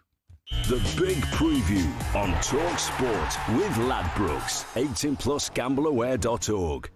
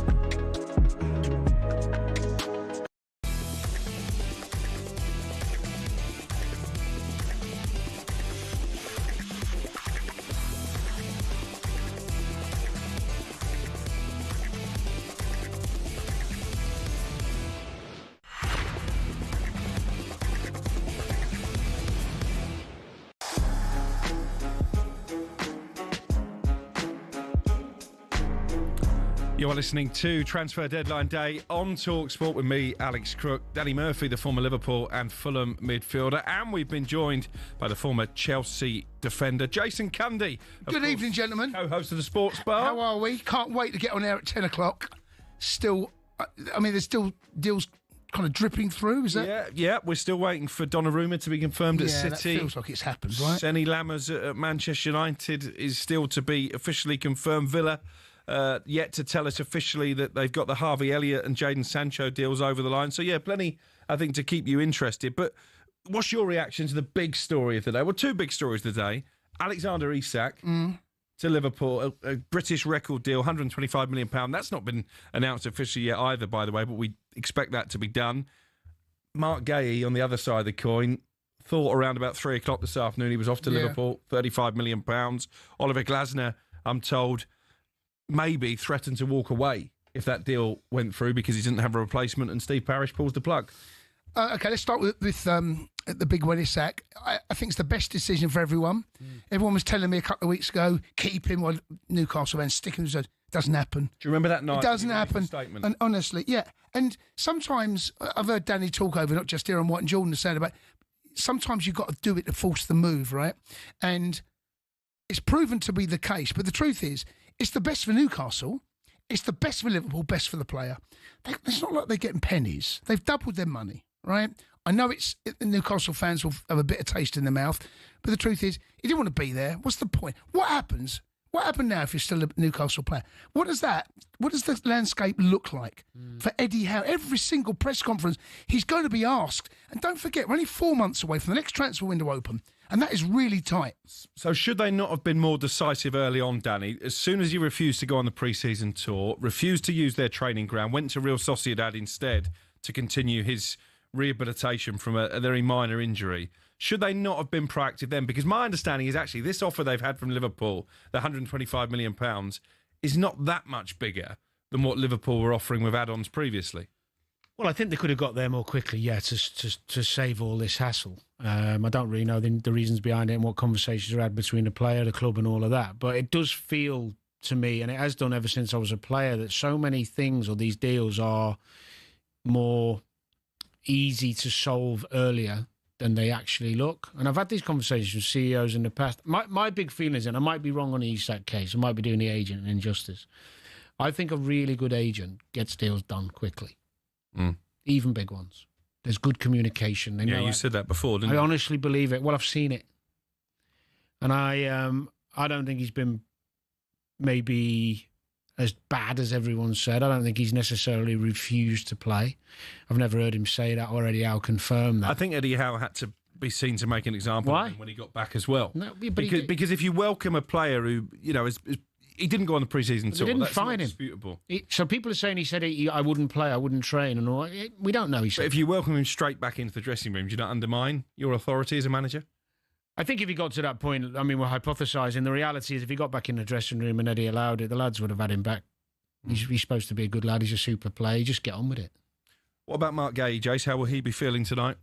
Well, the thing with Mark Guehi is that I don't think he could really lose, to be honest. And he seems like a really humble, lovely boy, ultra professional. He's got a World Cup year coming up. He may, I don't know, he probably didn't. Either it's in your personality or not, it feels to me. Maybe your agent's pushing you. But he doesn't strike me as one of these lads that's going to kick up a fuss. And I feel for him. I feel for everyone, for Liverpool, because they wanted the player. The other party in this is Crystal Palace, about where they were going to go. And it feels like maybe they couldn't let the deal happen. However, I think Mark Guehi still holds all the cards. In 4 months, that's all we're talking, he will be able to sign a pre-contract agreement with anyone. Bayern Munich are interested. An overseas club. Oh, yeah. Okay, that's what I mean. Bayern Munich, Real Madrid, Barcelona, all of that. But he can also agree a deal with Liverpool if he so choose.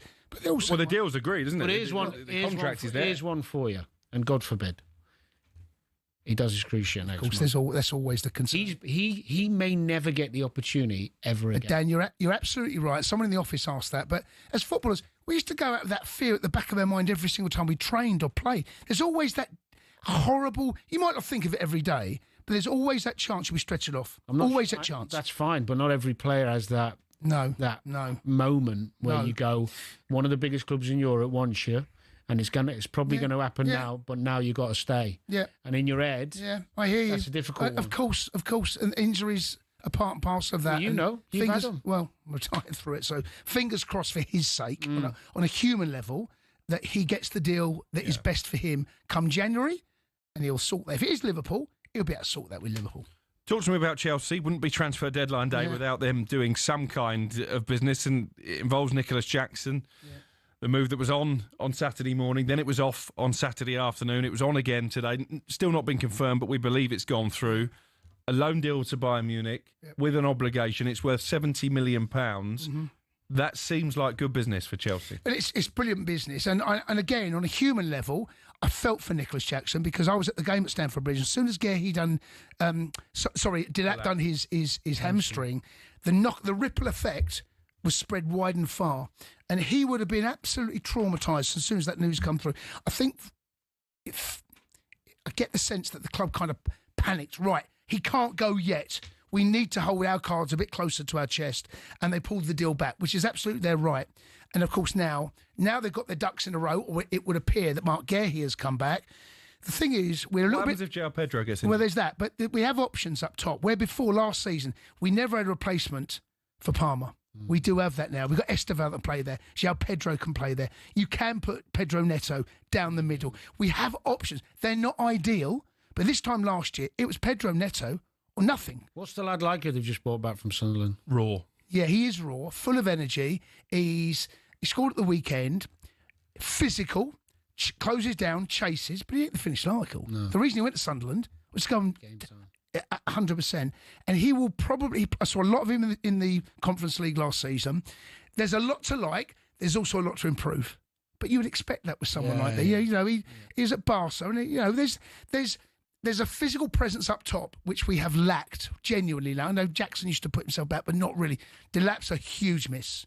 It's a huge miss for the way we are, especially runs in behind. Just one quick one on your knowledge of Chelsea, because I've seen all their games, and I still feel, not just because Colwell's injured, I'd say if he was fit, and that is a blow, but defensively still, you know, that when you look at Liverpool and, you know, you look at Kanate, Virgil, Saliba, Gabriel, this true physical presence, quick, good partner.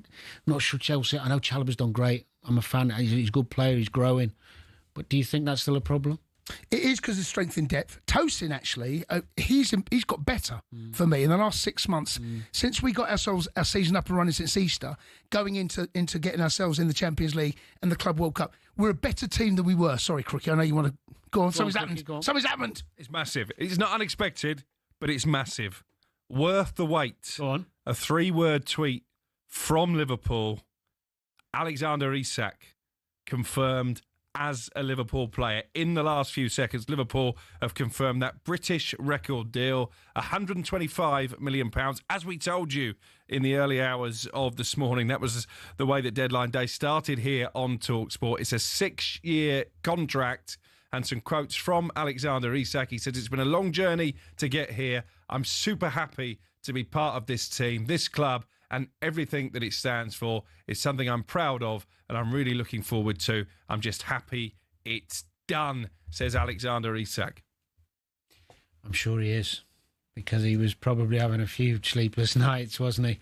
He's a terrific player. They've got a wonderful talent. I think they'll take their time getting him up to speed. I think that's important. But once he gets in, fans are going to love him. How many goals does he get this season? Does he outscore Mo Salah, who's not had a brilliant start to the campaign by his high standards? I think if he does, he'll get 20 plus. I'm not getting 20 plus, and he Josie cost 125 million quid. No, money don't guarantee anything. Look, if there was a bet, and we've seen Florian Wirtz come in, he's going to take time to adjust in the Bundesliga, right? It's almost as guaranteed as you can get. Knows the Premier League. We know what he's all about. It's as risk-free, and there's no such thing as a risk-free transfer. No. But it's as risk-free as you could probably get. Yeah. They pay the top price. There's a reason why anyone would have him in their team. He is going to need a few games to go up to speed. Of course he will. Of course he will. Well, his first game of the season, I think he's going to be for Sweden, isn't it, during this upcoming international break. That's good. Then they've got Burnley away, Liverpool. I wouldn't imagine he'll start that game. First home game at Anfield in the Premier League. Everton. Merseyside derby, live on talkSPORT. Do you know what? It's all set up for you. Can you imagine being a Burnley centre-half or a defender? You're working all afternoon on 65 minutes. Liverpool decide to mix it up and bring a couple of like Isak. That's the whole point of it, isn't it? I know. It is. Right? Yeah. That's the whole point of it. Jace, you're back at 10. No doubt you'll be taking calls from Liverpool fans. Anyone. We're going to open it, right? Because we are Premier League centric here, and understandably so. That's where the big money is. Championship, League One, League Two, anywhere, whatever your club has done or hasn't done. 03717223344. Great stuff. Cheers, Jace. And a reminder of that big breaking news. Worth the wait, Liverpool fans. Alexander Isak is your new £125 million man. This is talkSPORT.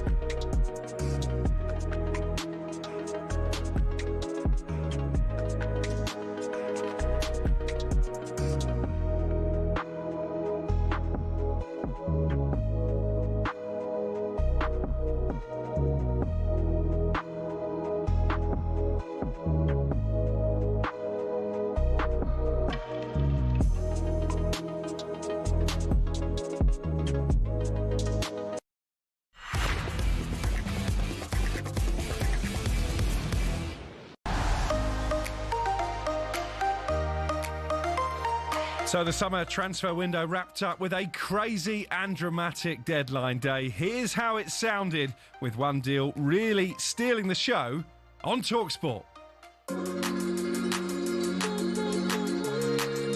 Transfer deadline day with me, Jim White, and we are live on talkSPORT. Ball given away to Isak. There's his goal. Alexander Isak. Worth the wait. Go on. A 3-word tweet. Alexander Isak confirmed as a Liverpool player. And another attacker, along with Nick Voltemada, is about to come in. Johan Wissa from Brentford will join. He's in Newcastle. I mean, one stinker goes out, one stinker comes in. Well done, Newcastle. You've got one coming in doing the same thing to Brentford that you were complaining about. The young goalkeeper from Royal Antwerp, we're hearing, is travelling to Manchester, and it would appear that this is on €21 million, no sell-on, 5-year contract. Some breaking news. It's our understanding that Liverpool and Crystal Palace have agreed a fee for Mark Guehi. This could be the best transfer window a club's ever had. Good drop to Guehi. Guehi with a curler. What a moment! Does he stay or does he go now? That's the burning question that we've been asking for the past couple of hours. That move to Liverpool is off. I think Guehi will be devastated. There is a chance that this opportunity might not come for him again. But it just shows you that sometimes being professional, doing things the right way, doesn't get you what you want. Oliver Glasner, the Crystal Palace manager, has played a direct role in this deal not going through because he threatened to walk away from Palace if his captain was sold without a replacement coming in. Transfer deadline day. Expect the unexpected. Expect the unexpected indeed. This has been a summer transfer window like no other, and certainly a deadline day that delivered in spades, not least the big British record transfer, Alexander Isak from Newcastle United to Liverpool, £125 million. Worth the wait was how Liverpool announced that signing on social media. Isak takes the iconic number 9 jersey that's been worn in the past by Liverpool legends, including the great Ian Rush, Robbie Fowler, Bobby Firmino, Fernando Torres and Darwin Núñez, but we'll skirt over that one. But, I mean, I know, Danny, with Liverpool in your blood, you are excited about this deal. Absolutely. I mean, he's as close to the complete package that you want in a centre-forward. Great link-up, good feet, can run in behind, good size. Already got the Premier League experience.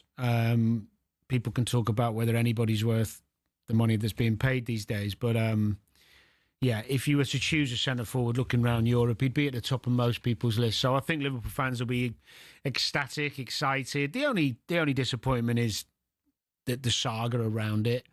It's not helped anyone. It's not helped the player in terms of what he's obviously been through. Newcastle, it's not helped them having to do business late and try and get replacements in and drag on for them. It's not helped Liverpool, because when you get a new player in of such quality, you want him to have some weeks with the lads, building up relationships, getting his fitness up and starting the season with them. But we know that's not the way it works. Ultimately, Liverpool have sent out a statement getting Isak. They really have. It's like, we want the best. We're not going for a young potential diamond in the rough, which maybe they've done in the past, under Klopp especially. So they've gone for what they think is the best in class, and that's a statement to everyone else that they mean business. The whole transfer window has been a statement, hasn't it? Right from Florian Wirtz in a British record deal, stealing Hugo Ekitike from under the noses of Newcastle, Milos Kerkez, an upgrade on Andy Robertson, arguably. Robertson obviously at the veteran stage of his career now. Jeremy Frimpong coming in, and now Alexander Isak on deadline day. There's no excuses, is there, for Liverpool not to retain their title? Not really. I think the only thing you could say is that Liverpool are replacing a lot of players who were very important to them. So, you know, people might argue that, is anybody an upgrade on Trent? You know, Luis Diaz's impact on the team last season was huge, and he's a very popular figure and somebody who gave Liverpool, you know, so many good magical moments and was brilliant off the ball. So Liverpool are replacing players as well as adding. So there's going to need a little bit of time for some of those players to work out their understandings with other players, playing under the expectation of having to win every game. which is different than most of the players have come from teams where that isn't the case. But yeah, I mean, let's be perfectly honest. If you spend what Liverpool have spent and bring the quality in they have, you expect to win the league again and possibly even the Champions League. It looked like the point of no return when Isak released that bombshell statement. He accused Newcastle of broken promises, said the trust was broken, and really when that happens, a parting of the ways is the only outcome. Johan Wissa, who has gone to Newcastle on deadline day from Brentford for £55 million, he made a similar statement on Sunday. So two players throwing their toys out the pram ultimately have got what they wanted. Mark Guehi, who didn't go down that route, played for Palace, captain Palace, scored a worldie for Palace in the Premier League on Sunday night. He didn't get his move from Crystal Palace to Liverpool, despite a £35 million fee being agreed. Palace pulled the plug on that after, as we understand it, Oliver Glasner threatened to walk away as Palace manager. Does it show that actually nice guys don't get what they want? I think it's fair to say that sometimes by throwing your toys out the pram and being a real pain in the backside and expressing your true feelings and upsetting people helps you get the desired outcome. Sometimes being so amiable and passive in that respect and letting things play out can go against you, and I think it has. What I'm not saying that's necessarily something that should be admired. It's just the reality of the football world. We see it so many times where players do get what they want by kicking off, in simplistic terms. So are you advocating it? I mean, I had something similar when I played, where I had to really kick up a stink, and I not quite the same. Every situation is different, but I felt justified in doing so. Let's put it that way. The example I would give you with Guehi is that, and let's hope for his sake that somewhere down the line he gets to play, whether it be at Liverpool or anywhere else, Champions League football and win trophies and have a wonderful career. But opportunities like this, joining one of the biggest clubs in Europe, don't come around all the time, don't come around often. And if, God forbid, he was to get a bad injury between now and January, for example, then he might never get the opportunity again. I know that's a bit negative, but it's also possible. So I'm surprised he didn't kick up a little bit more, if I'm honest. But it's him as a person. He's supposed to be a wonderful lad, great professional. If it's not in you, it's not in you. If you're not that type of guy, you're not that type of guy. But he's played every game for Palace, pre-season, friendlies, the Europa League games. I mean, if you think of Eza, who's another admirable, like a very popular young man who's thought of, well, he pulled out of one of the European games, didn't he, thinking that move was... Yeah. I think he said he was ill or whatever, and that was the start of him going, I've got to look after me here. Yeah. Well, actually, I think Palace probably were happy for him not to play as well, because they didn't want to I'm just using that as an example at the same club. Mark Guehi has conducted himself brilliantly and deserves praise for it. I'm just saying that actually, maybe if he hadn't, he might be wearing a Liverpool shirt tomorrow. Talk to me very quickly about another confirmed deal on deadline day. Jadon Sancho from Manchester United to Aston Villa on loan. Villa paying 80% of his wages, which we know are considerable, in the region of £300,000 a week. A loan fee plus achievable bonuses for Manchester United should mean those wages eventually get paid in full. Is this a good signing for Villa? Well, he's a super talent, and I think he showed glimpses at Chelsea last year. Because of Villa's predicament, not being able to necessarily go for their primary targets with the inability to spend, maybe Unai Emery, with his wonderful coaching ability, thinks he can get the best out of him. We've seen him improve so many players at Villa. We've seen the impact that even the loan players went there, and he was working with them briefly. I thought they made an impression when they went to Villa, the loan lads last year, Asensio, Rashford, for example. So maybe that could work. It's not a guarantee because he's been too inconsistent for quite a long time, but in terms of talent, I think that's a really good move. And the other one for Villa is Harvey Elliott, of course. Is that confirmed? Yeah. Yeah. The Harvey Elliott, I thought it was. Sorry, it's been a busy evening. Yeah, loan deal with a £35 million obligation. That could be a great bit of business. If you think of Harvey Elliott, Morgan Rogers, Sancho, behind Watkins. There's some attacking talent there. Nice, isn't it? Yeah. Absolutely. And in terms of confirmed deals out of Manchester United, Anthony to Real Betis, £21.6 million. So I saw you shedding a tear about that earlier.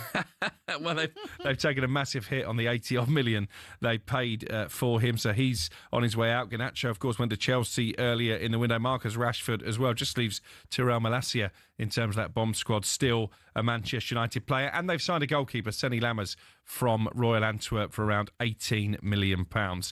This is Deadline Day Live on talkSPORT.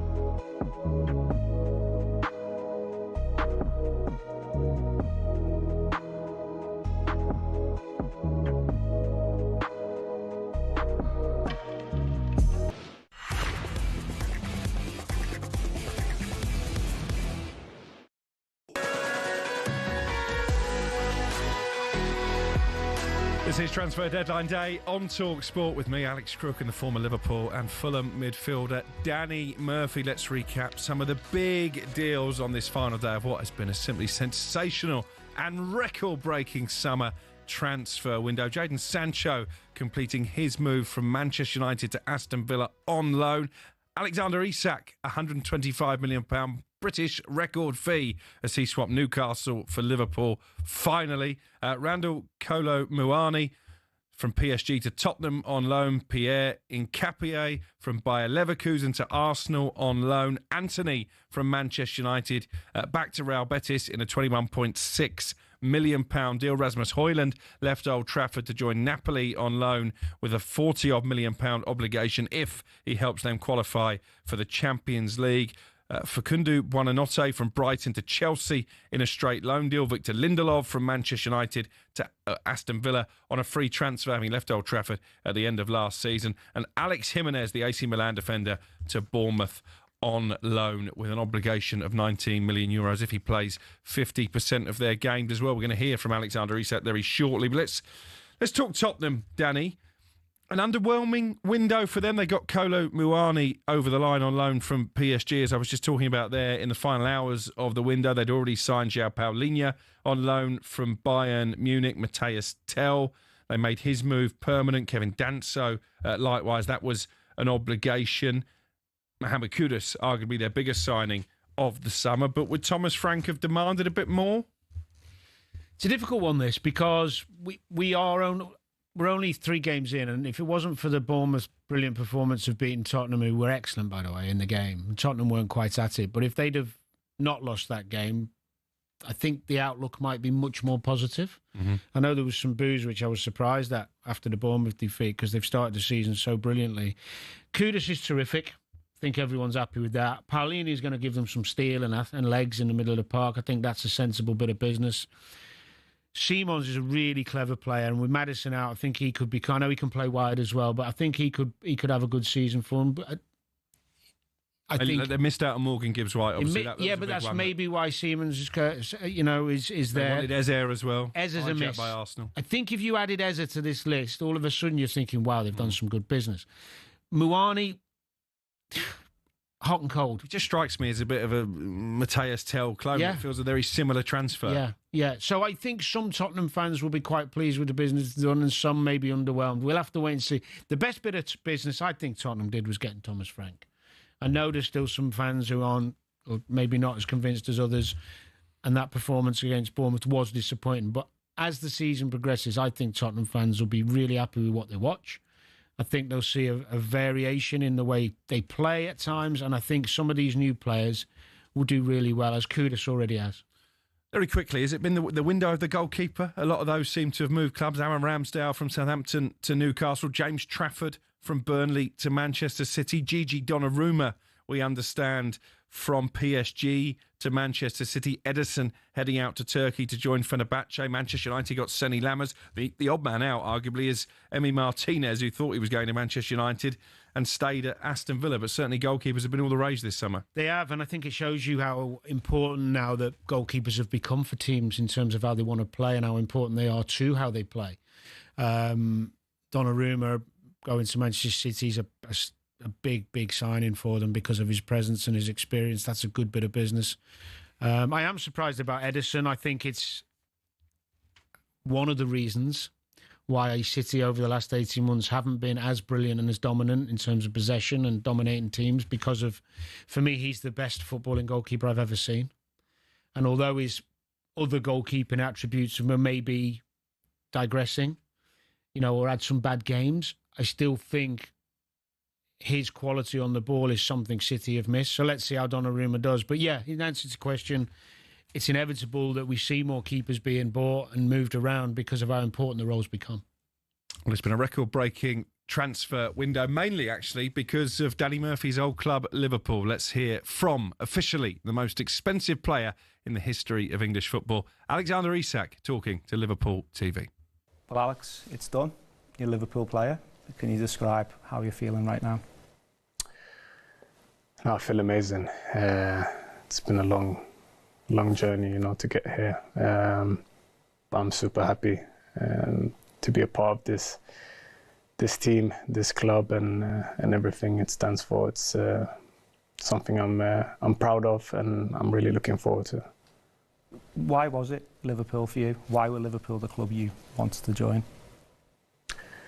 I think it's a mixture of what the club is building, but what they're building on top of what the club already is and the history of the club. So I think just me getting the chance to be a part of this, and I want to create history. I want to win trophies, and that's ultimately the biggest motivation for me. And I feel like this is a perfect place for me to grow even further and take my game and to the next level and help the team as well. Finally, they have been waiting for this moment. What would you say to Liverpool fans watching this interview? Just that I'm so happy that I'm finally here. Can't wait to get back out there, and hopefully we can share some amazing moments together. New £125 million man, Alexander Isak. It's going to be some season for your old club. Excited, fans are ecstatic, everybody's looking forward to it, how he links up with the other players. It's all set up for the winner against Everton at home, isn't it? Yeah, it's written in the stars, isn't it? Written in the stars. Danny, thanks very much for your company. That was Transfer Deadline Day on talkSPORT. And up next, Jamie and Jason taking all your calls on the big deals on this deadline day on the Sports Bar.